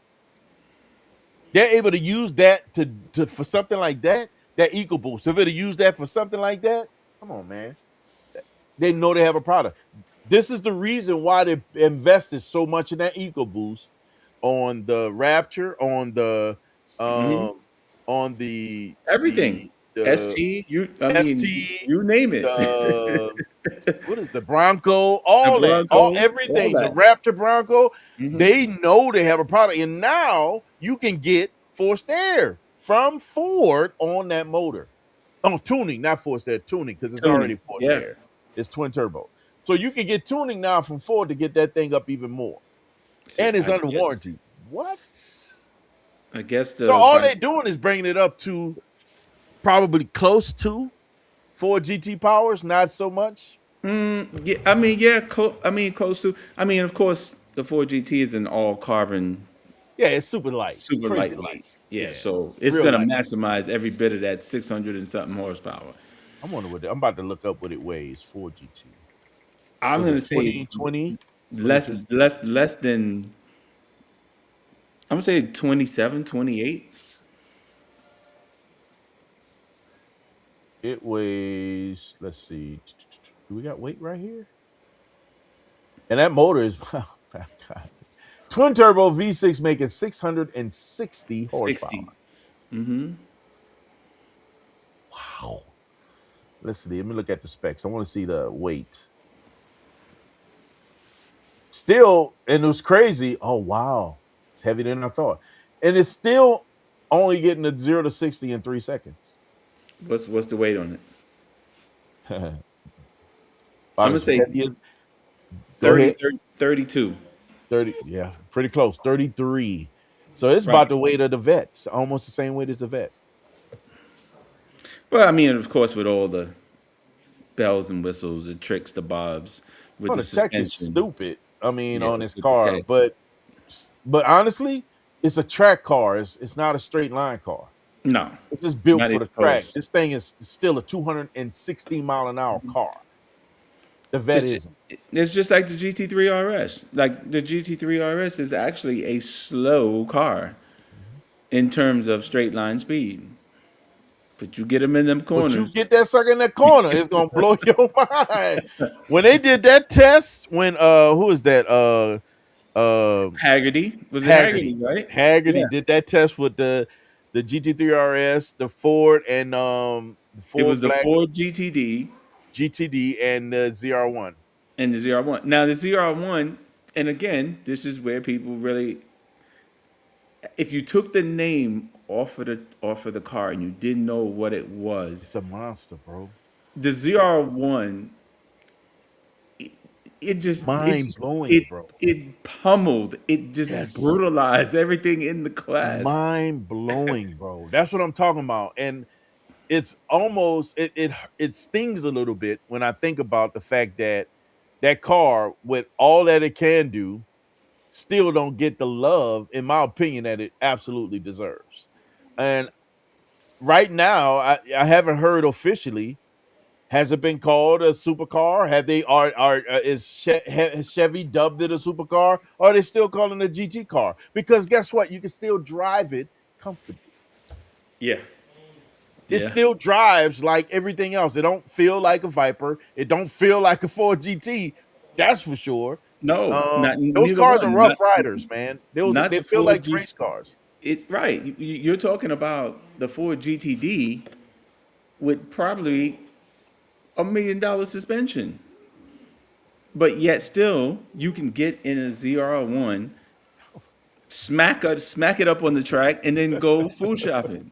The part, yes, no, drive it to the track, right? On your way to grocery shopping, drive it on the track, leave there, go home. I mean, And head to the go. store, get what you need, load up the front, and then head home. The Go part figure. that really gets me, man, and the part that's telling about the amount of technology and the smarts that they put in that ZR1 is that, and I'm hearing it more and more from people that drive that car. You can put almost anybody in it and be successful. Anybody can drive. They made that car so it can be driven by almost anyone. If you have any level of understanding of what a car can do and testing limits, you'll be great in that car because it helps you be great. Yeah. Whereas I don't know you're gonna get that same experience. Well, maybe in a me. Well, you know what? Those three, you probably could get that experience. I'm gonna say you'll get it. You get it in the GT3 RS before you get it in the Ford GTD. The Ford Oh yeah, GTD absolutely, is not. absolutely. It's a race car that's barely street legal. Barely. I say the same thing. Well, I think the Porsche, in my opinion, falls into the same space as the Vet when it comes to driving it to the track, running it on the track, and then driving it home. The only difference is that ride home is going to be rough because the GT3 RS is not a comfortable It's driving not. car. It's a race It's car. not. It's a race car. Yeah,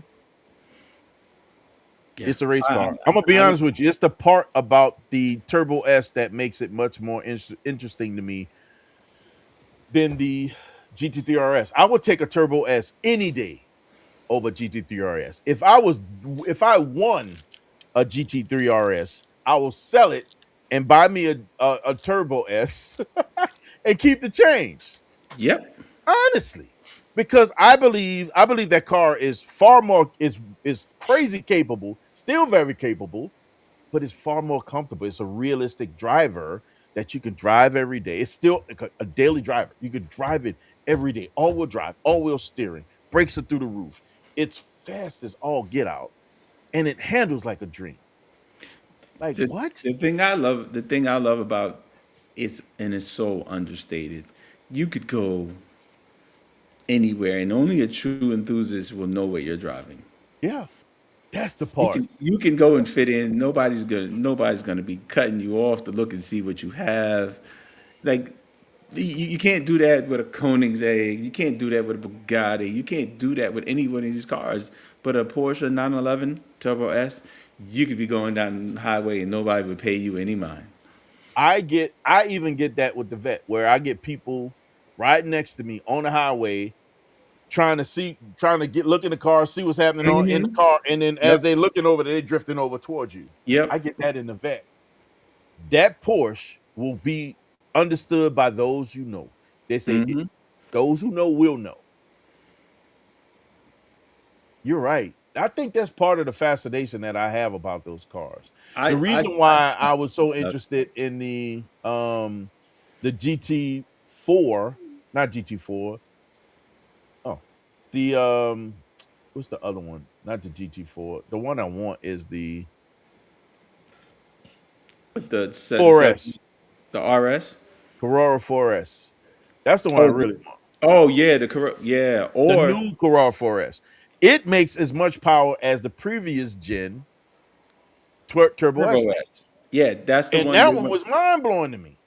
Oh, you know So why? to me, that Because tells me they went single. They went single turbo. hybrid turbo. It's got the Yep, hybrid hybrid turbo on it. turbo. Yeah, In yeah. my opinion, that makes that car very desirable for me, to me, because although it doesn't, um, it's not as powerful as the Turbo S. It will blow your mind because of the power to weight ratio. That transmission in that doggone Porsche is crazy, right? And then that just the sheer performance of the all it has all-wheel steering, it Mm-hmm. has all-wheel drive, um, transmission, that motor, the power that it makes, that hyper turbo completely destroys lag. Like lag doesn't exist in that There's no car. lag. It makes that car amazing in my book. That means now you got a car that you can enjoy on the road. In my opinion, I'm not a straight line guy. I love corners. I love being able to pull on that steering wheel. When I Yeah, rode bikes, that's I love hitting corners. That was the fun part. And that vet, I love the corners. In that truck, I love the corners, right? That Porsche will give you that experience. And to your point, if you know, you know. People will respect the Porsche because, oh, that's a 911. Oh, no, they don't know what it is, but they're gonna respect it no different than anything else. But Porsche will still be up front when you go valet park it. It's gonna be right out front. mm-hmm. Those things, man, they. I should have never drove that car. Bro, that thing, I think about it a lot, man, and I believe that it's gonna be one of the ones, man. God willing, I'm on this earth well long enough, and everything else is falls in alignment. I'll get me one, and I don't need the Turbo S, but I would take one.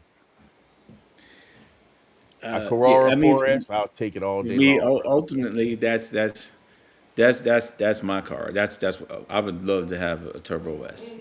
991, 992. I don't 99 whatever. I can care less. I can care less. Honestly, to be honest with you, Any I'll one of take a them previous nine. gen. I'll take a Yeah, previous gen. I yeah. don't have to have the hybrid turbos. It would be cool. Don't get me wrong. It would be cool to have the hybrid turbos. But I drove the previous gen car, and it was amazing. It was when I say amazing, um, God, because it launched so hard, it blew my mind. And I was in the vet that day. The vet didn't feel the same after that drive.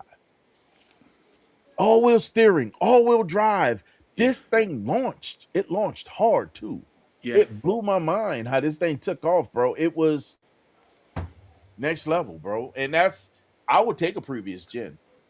But because of what they are, they hold that price. Right now, they hold that price. And again, Porsche's in trouble right now financially.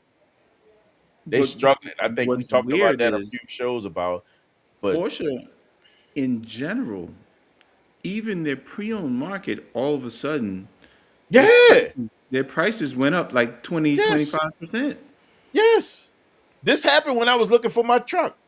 Yeah.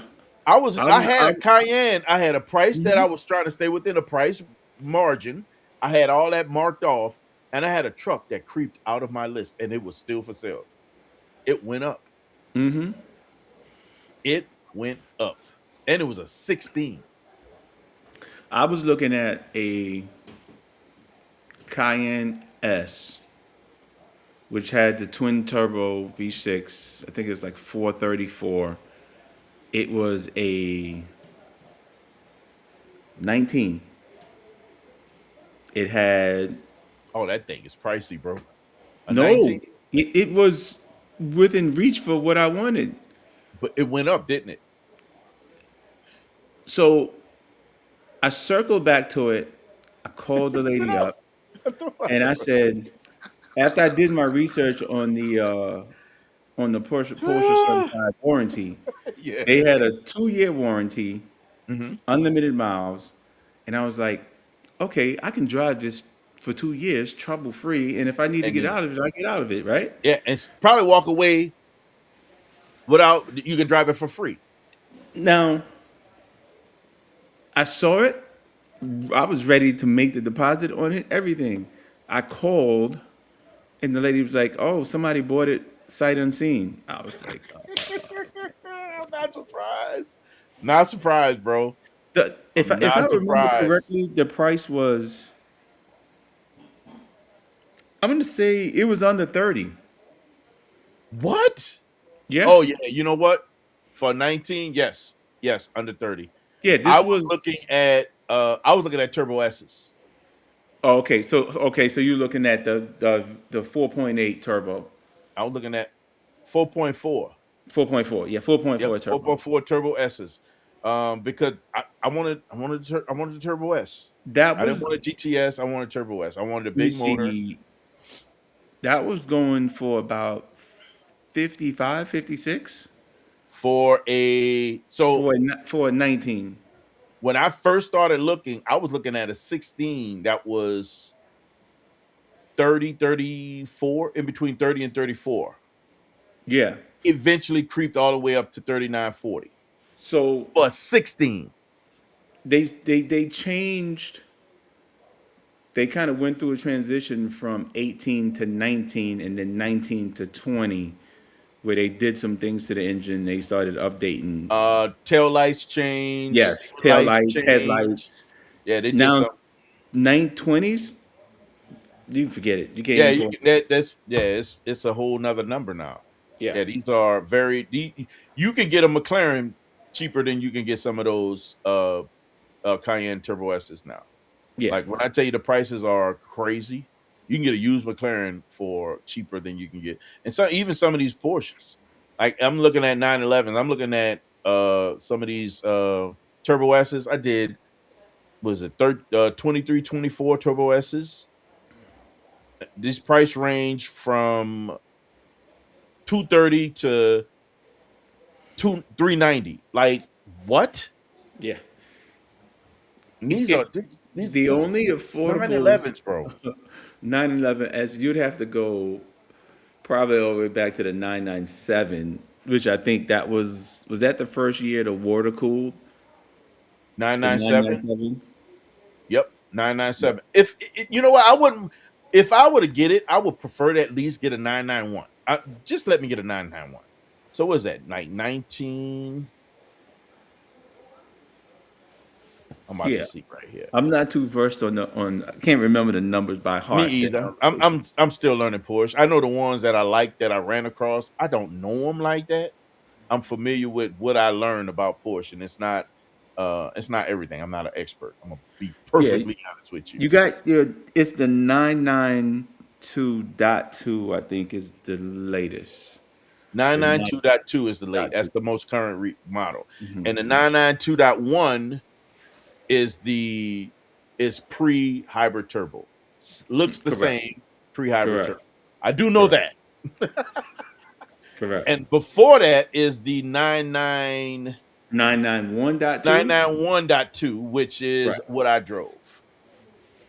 Yeah, that was what, 640 horsepower. Yep. Yeah. Yeah. Yep. And it felt way more than my car. It felt way more than Zeus, bro. When I tell you, it felt like it blew my mind. Of course, because of all wheel, right? So when I'm used to, if I push the pedal like that, my car, even with traction control on, it's gonna spin the tires. Yeah, you spinning Even tires. if I did launch control, the tires are gonna leave a little bit, right? Hmm. Um, but with that thing, it felt like they just grabbed and took off, bro, Nah, as they say in the drag racing world, it hooked and and booked. booked. That thing got it, bro. I'm looking at 19s, Turbo S's, still 200 grand. Yeah. Yeah. Yeah. That's crazy. And some of these cars are beautiful. Some of them don't have miles either, bro. We talking 14,000 miles, 5,000 miles, 6,000 miles, 30. I'm looking for this one here. 33K. It's still 180. So there's a guy that I started recently looking at on YouTube. His channel is called The Wastegate. He kind of gives a real I gotta check that out. Yeah, it's called the Wastegate. Gave me Yeah. something to look at. YouTube been sucking a little bit for me. I have not been seeing really good Hey, content out there. listen, I just happened to, I don't know how he popped up in my algorithm. I was probably looking at a 911 more than likely. Yeah, it's called the Wastegate. Yeah, this brother, he has, I forgot which model he has, but he really kind of goes into detail about true life ownership, The about what it wastegate. costs and I don't things of know that. him. I don't know him. I haven't seen him before. Yeah, He I looks just like me and three a little bit. I'm gonna have to check him out, man. I just started following him just recently. He gives some good information. Yeah, Yeah, he I'm about to gives dive into his he gives channel, some man.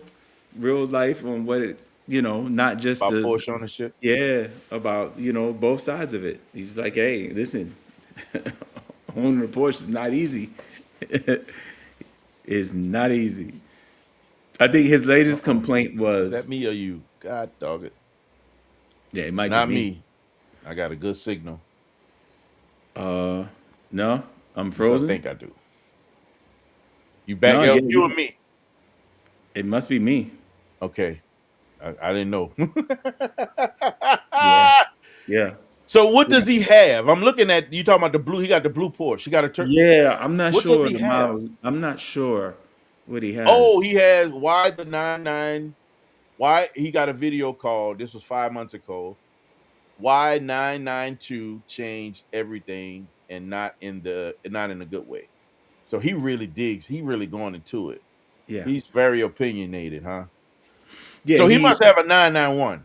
He must. He had a. His latest complaint was he lost one of the side air vents, and he assumed that the piece was, just go ahead and buy one. It was a $2,500 piece. Um, that must be a common thing. Somebody I follow lost one as well, and he 3D printed it. Right, and that's what some of his commenters were suggesting, that he just go out and just have it 3D printed. I Yeah. literally saw somebody go through that. They 3D printed it and then they replaced whatever they lost. Man, I got to look at. I'm diving into this. I need some good content, man. Content been suffering lately. Well, if you want good Porsche content, follow Porsche Clubs of America (PCA). They got some very good. I think I'm following PCA. Oh, They okay. have some good content. They They do have have some some good very content. good maintenance and reliability issues and problems with what year, what gen, what to look for, what it costs, all that. They have some very detailed information. There's a couple guys.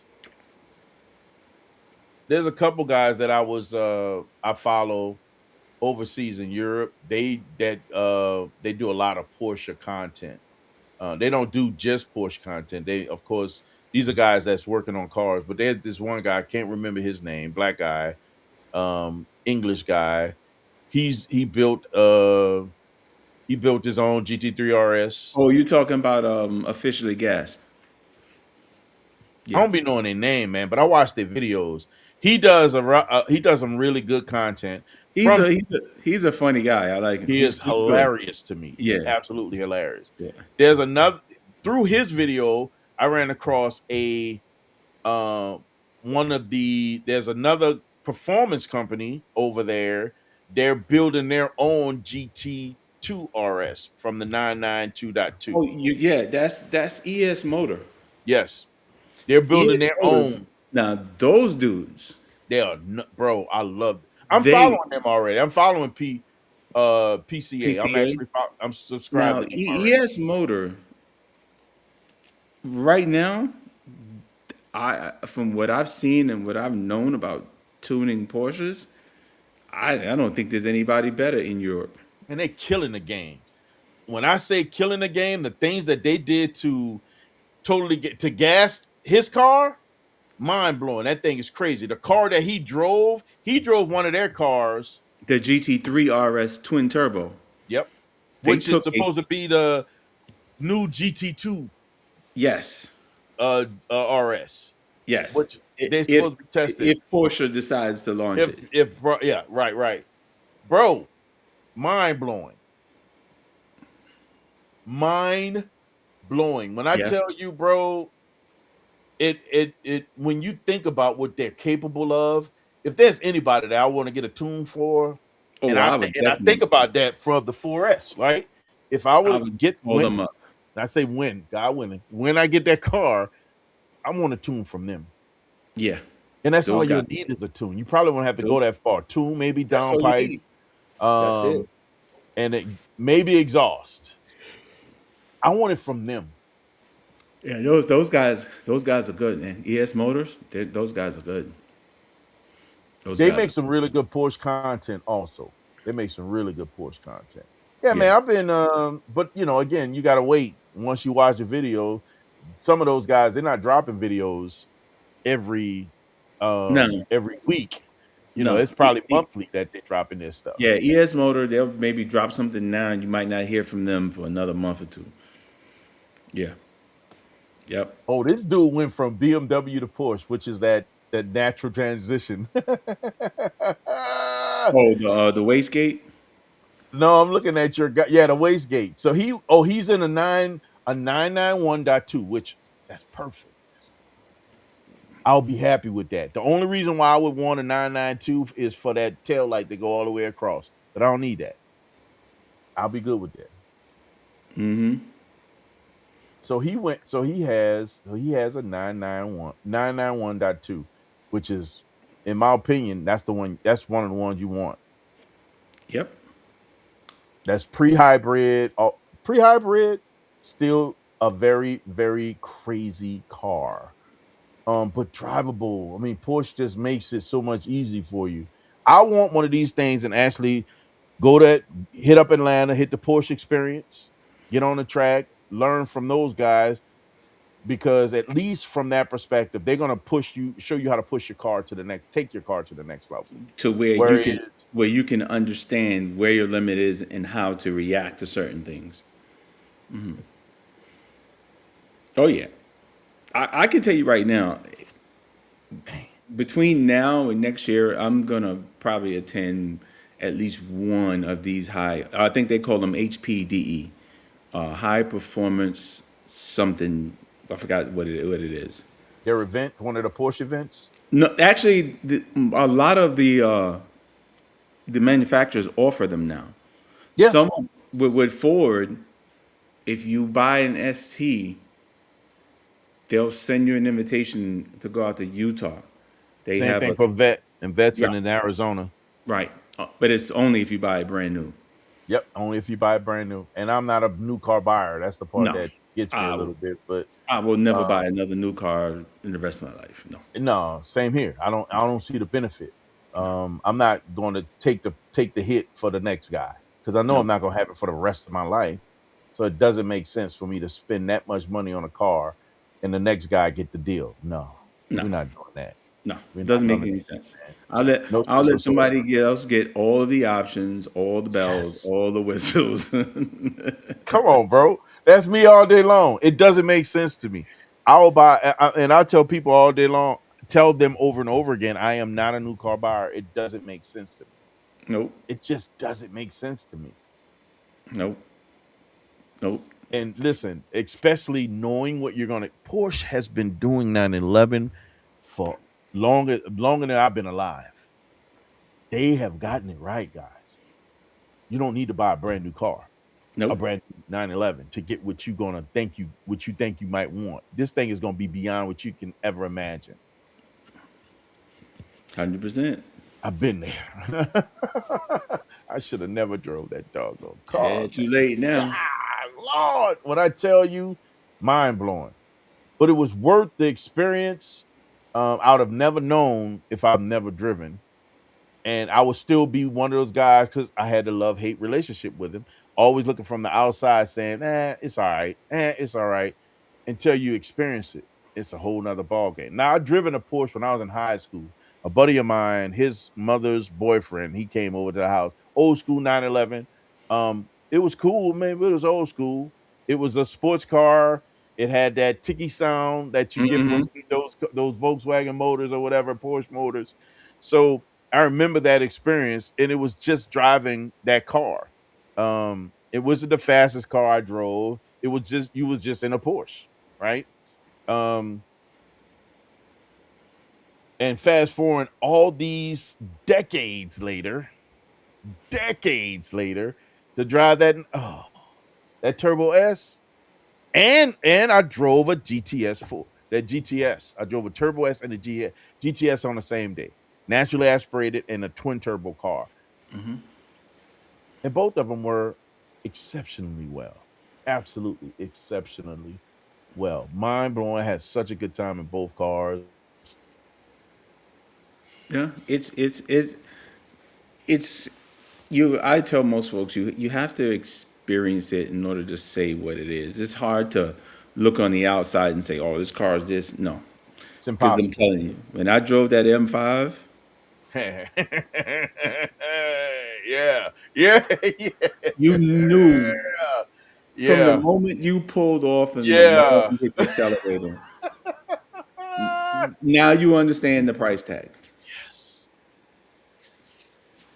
This, yes. this this ain't somebody's used M5 from 10, 20 years ago. This ain't a used M5 from 5 years ago.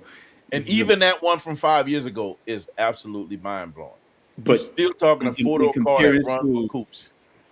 brand new, it's just something about having the combination of acceleration, ride, performance, and handling all All in one in one. sedan. Yeah, Sedan, not a coupe, not a sports car. Sedan. That yeah, takes it to the entirely next different level. Entirely different level.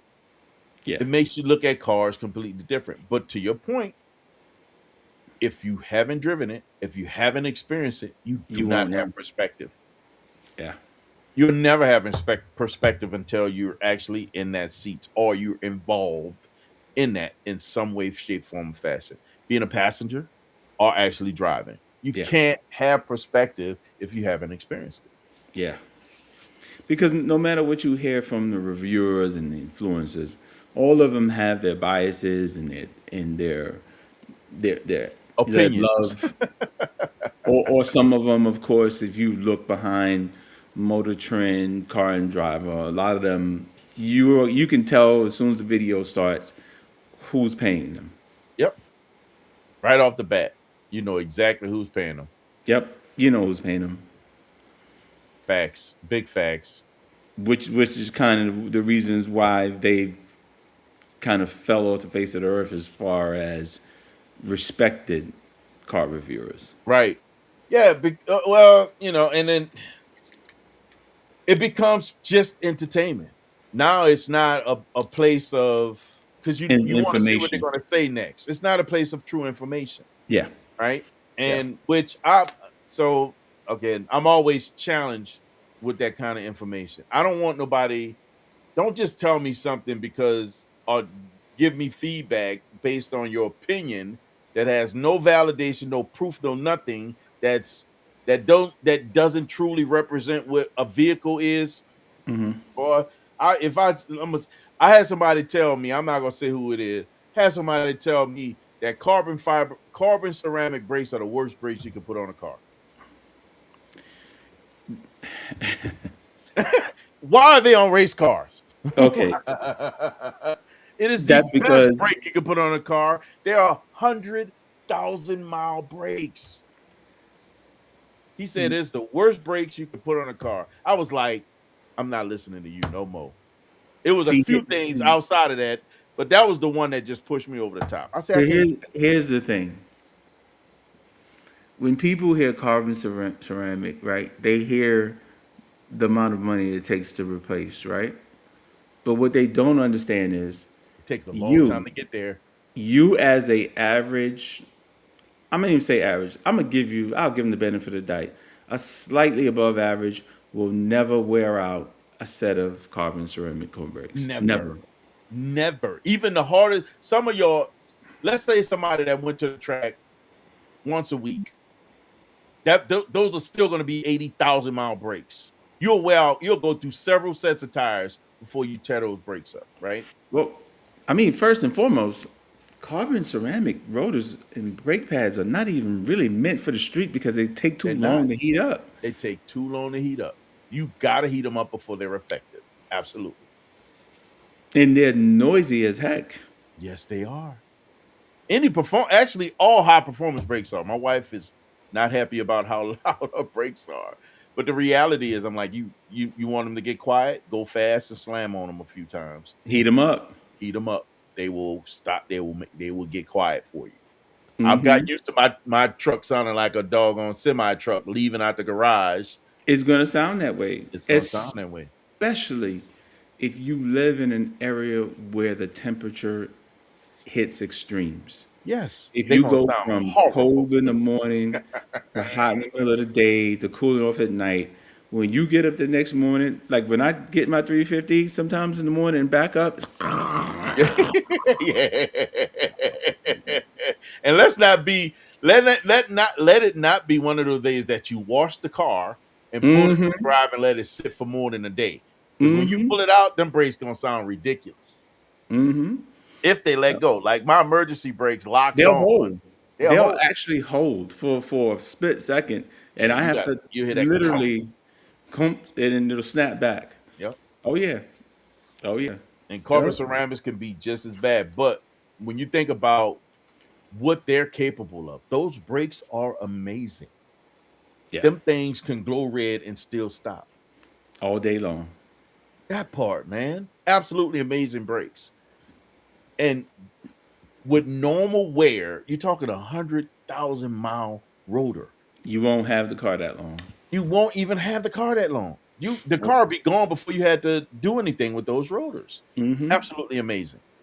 Yeah, No brake dust, low to no brake dust, which God, I wish I'd have had carbon ceramics on my vet.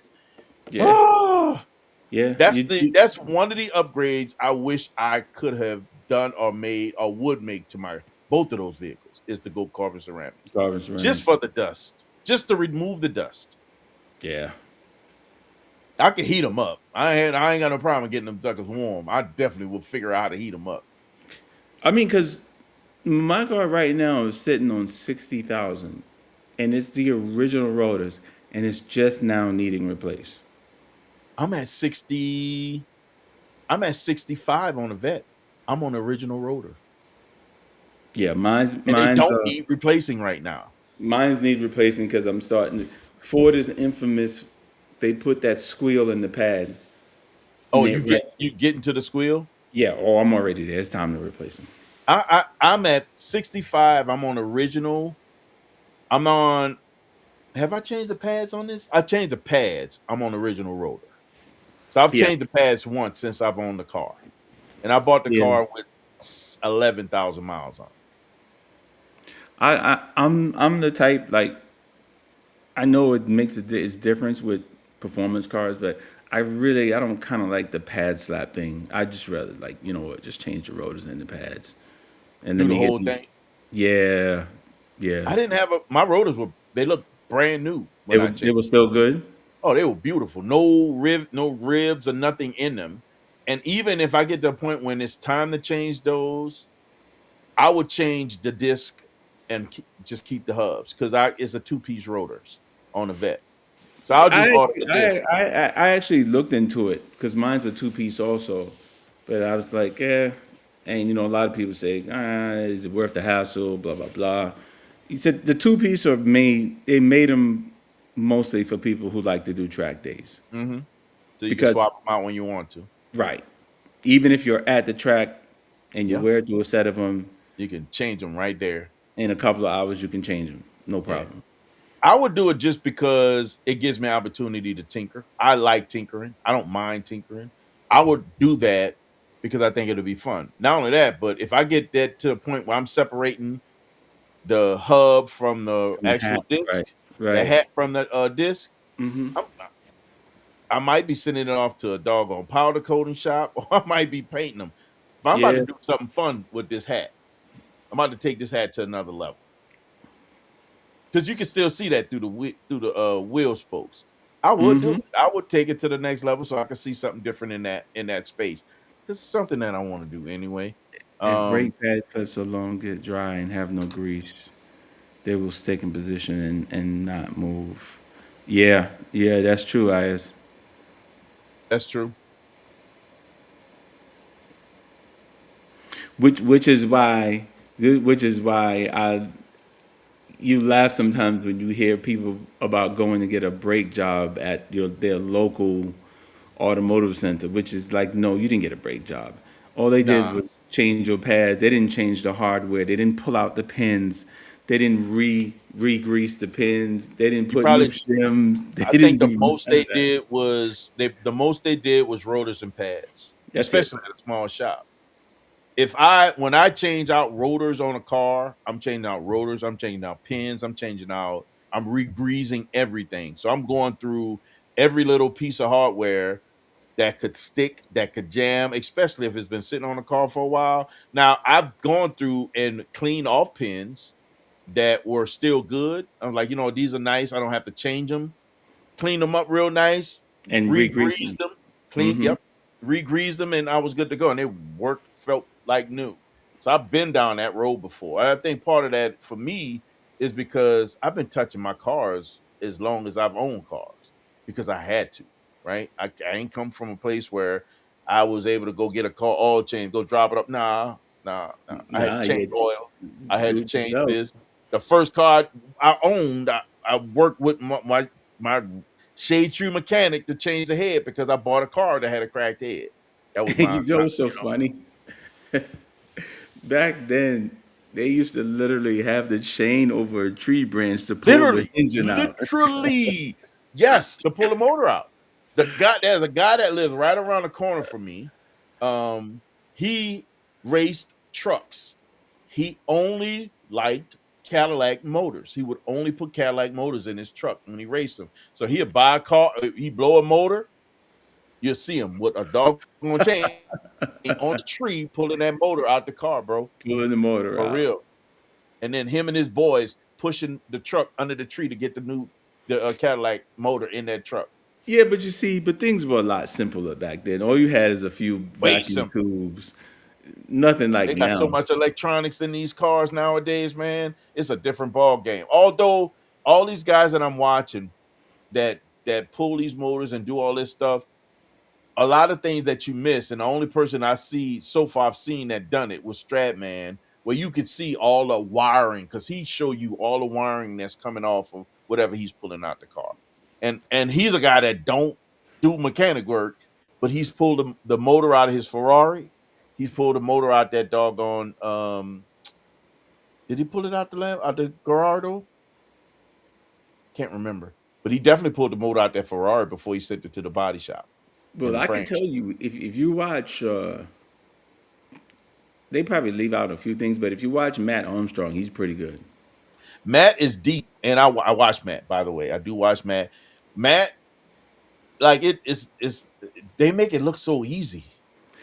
But They yeah, make but it look so easy, bro. real people, we know it's not that They easy. do it so, but everything they touch, they pull it. They hoping they don't have to, but almost everything they touch, they pull in the motor. Oh, They they make it definitely look so easy, bro. It's no. crazy how they make it look simple. Like, I'm gonna be honest with you. They make me feel like I can do this. and Yeah, I've never that's part pulled a of full motor out of a car. that's part of the allure. But you know who else is like that too? Alex from Legit Streetcars. Yep, Alex is that way too. I'm supposed He'll to be he'll going to he'll the new he'll shop, man. Uh, he'll do things like I think with his it's YouTube is funny. If you're a cynical person, which is me, you have a hard time watching YouTube if you're a cynic. If you're a cynic person, YouTube is not for you because you're no, gonna because start it's to gonna see challenge you. things. Yeah, you're gonna be like, hold up, bro. Yeah. You're trying to tell me you bought this car and you having the knowledge you missed a hole in the piston? Really, bro? Really? Yeah, that part right there. But he kicked himself for that one. He did kick himself for that one. Yeah, but I'm supposed to be going to the new shop, man. His editor is one of my guys, man. So the guy that edit his videos, Oh edit yeah. Alex's videos, yeah, that's Oh, my guy. okay. I actually owe him something. I went to his housewarming and promised him something, and I never got back to him. I need to hook him up. Yeah. So I'm not saying it wasn't Looking forward to possible seeing the new shop. for him to miss that, but I'm like, come on, bro. You're Yeah, man. Especially with the amount of experience that he that you has, man. have you. I mean, his thing was he said, "Oh no, it was I didn't turn the engine," and I'm like, "All right, bro. All right, all right, all right. I know you got the new shop. I know you need these clicks." You know what it is, bro. You know what it is. Even the worst outcomes get attention. Actually, I think they get more attention than the better outcomes. Yeah. He's got some bills that blew my mind. Like he's got me wanting to build a Mercedes so bad, it's almost ridiculous. It don't even make sense how bad he got me wanting to build a Mercedes. Yeah, well, he has the E55 station wagon. He now has the E63, and then he has the C, Yep, the it's a six C point class. three, right? Yep, Yeah, C63 AMG. and then he sold the GL. I mean, he raffled off the GLS 63. GLS was nasty. Yeah, That yeah, one there, I wish that's a nice truck. That was yeah. a nice He truck. he raffled that one off. And that one he put the doggone Hellcat supercharger. Oh yeah, yeah, yeah. I like that scat pack that he put together though Scat Pack is beautiful. with the He's cam. been doing some good builds, man.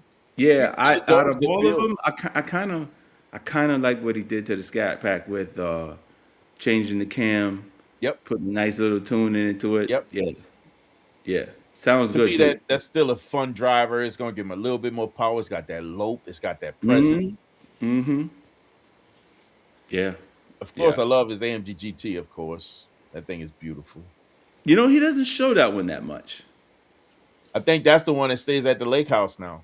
Yeah, yeah, Yeah, yeah. he's And then he got some. put Bro, he's got such a great car collection. I got to give him then his he put props. the Hellcat supercharger in the quadra the quadra track That's right. yeah, And the yeah. doggone GM's the Chevy truck. Yeah, yeah. I like that other the other Chevy truck the Silverado. That Silverado was that blue one, a flooded truck. Yeah, he Me put a too. supercharger in that one too. Yeah, that That thing was a was nice nice. setup. Actually, likes the setup he did on his wife Escalade as well. Oh That was a yeah, nice setup. yeah, yeah, He's done some great builds, man. Again, that's another guy that makes me feel like I could do anything. yeah. He comes across very realistic, very honest, Funny too, approachable. hilarious to me. I Yeah, he's think funny. Alice is hilarious. Yeah, he's I was funny. actually supposed to meet up with him because of course, he I think loved. you did. You did in one of your videos. You showed him feature. I think in one of your early YouTube videos. Yeah, so I when I went to the Bays, when the Bays had its grand opening, Alex and I talked, and he's a C706 lover. He loved that car. He talks about it on his show. He loves that car. So I wanted to meet up with him and opportunity to get a little content for myself and for him. Him driving the car. I want him to let him drive Zeus. And we just never linked. And I'm like, man, I gotta link up with him. The last time I just saw him, I saw him after that at the event that they did at the McLaren shop.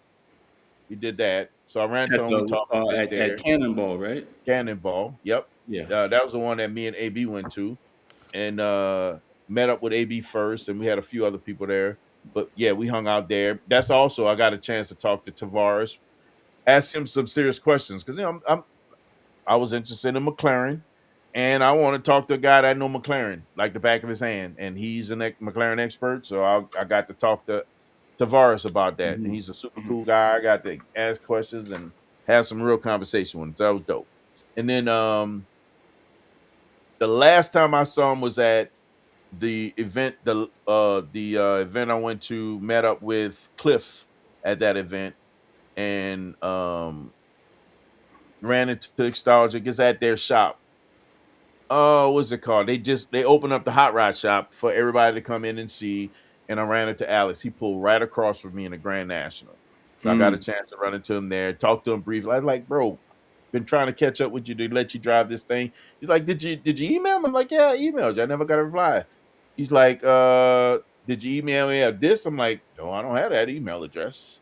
He's like, yeah, email me here, then we can link up. And I'm like, all right, cool.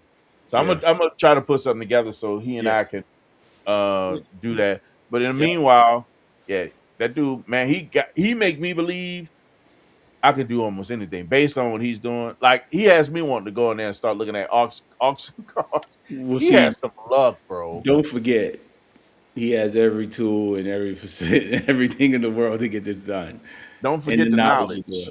it. He's on Yeah. a whole nother level than I am. Yeah. Definitely on a whole nother level. I mean, you The can third, get it done. It's just going to I take think you so. a lot longer to get it done. His resources are through the roof. He's got a lift. Ex- I'm working off the floor. Like it won't work until I have a lift. No, At this least a lift. guy's not only is he working off a live, he's working with sponsors, tools, and this, that, and the other. He has He got everything that he sponsorship needs. with Harbor Freight. Like Harbor he got Freight. every tool he needs. Yeah. He's got all kind of stuff. He got tons of sponsorship. Like he's killed. You gotta That's give not, his props. it's a His nice new. I shop. want to see that new garage so bad. It's not, bro. His new garage is like what 15 minutes from me. Oh, wow. Yeah, you got to go over there and check that out then. It's like 15 minutes from here. Like not. It's literally around the corner. Like 5 minutes from where Ray moved from. Where around where Ray used to live. Oh, wow. It's Oh, right there, bro. you been It's to the right rap? there. You been to the rap shop lately? I have not. I have not been back there. As a matter of fact, what's crazy, I've been over to Reggie's shop more than I've been at a rap shop. Oh, okay. I've been over to Bayside Customs more than I've been to the rap shop. And that's primarily because I've been doing business with him. I got to get back over there, holla at Zay. I need to go. I've been wanting to get back over there because Pops had surgery. So I wanted to go over there and see how he's been doing, check in on him and everything. And not surgery. He got cleared for cancer. Oh, nice. Cancer. Yeah, he got cleared Nice. for cancer. You say, look, got cleared for cancer, came out and lit up a cigarette. Like, what? What? That's old school, First man. thing he did is light up a cigarette. That's old school right there, Zay man. said, bro, you need to come over here and get this man a word or something. So he realized he ain't supposed to be doing it. That's old school. Bruh. Like he's serious. Yeah. All right, man. I'm about to Listen, shut man, it I'm about down. to shut this down because I know All we've been right. running, and if we don't, we're gonna be doing this until 2 o'clock Yeah, in the morning. yeah, And we'll that's not be in fair there for 2 o'clock in the anybody. morning. You ain't lying. I appreciate you hanging out with me, my brother. Yes, sir. Another great listen, bro. Always landing in that crazy space, bro. I don't know, man, and that's the hard part for me when I got you on this live, bro, because I think we could keep going like forever. Yep.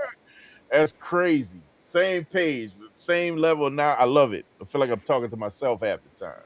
Yes, sir. Absolutely nuts. But man, thanks again for hanging out, bro. I appreciate you. Ah, Uh, yes. Ah, yes. Ah, yes. See you later, brother. yeah, IS always, he die hard, man. I gotta catch up with IS again. IS, I'll let you know when I'm coming back in that area, man, so we can link. Uh it's probably gonna be Reggie's shop because I got a whole stack of stuff that I need to drop off to him, some merch that I made for him. So we're gonna link up, IS. I'll let you know when I'm coming back in that area. But listen, man, y'all know how we do, man. We don't do the norm around here. Oh no, I got my brother over there. Nah, we don't do the norm around here. Why is that, man? Because we're designed from greatness. And because we're designed from greatness, guys, you have the right, the responsibility, and authority to never, ever, ever be average. So, guys, don't Don't be be average. average. Come on. Yeah. And also remember, man, Lefty's still in the building. There you Yeah, go. There you Lefty is go. here. He say GM fellas. Good night, my brother. um also shout out to all our veterans, man. Active duty, reserve, retired, Transition. separated, and transition, man. Always remember, man, freedom ain't free. It Remain comes at a free. cost. Y'all be good, man. Peace. All right, brother. I'm gonna holler at you, man. All I'm gonna right. have to call you, man, so we can rap about some other stuff. I want to check in on you on some other things too. Okay, cool.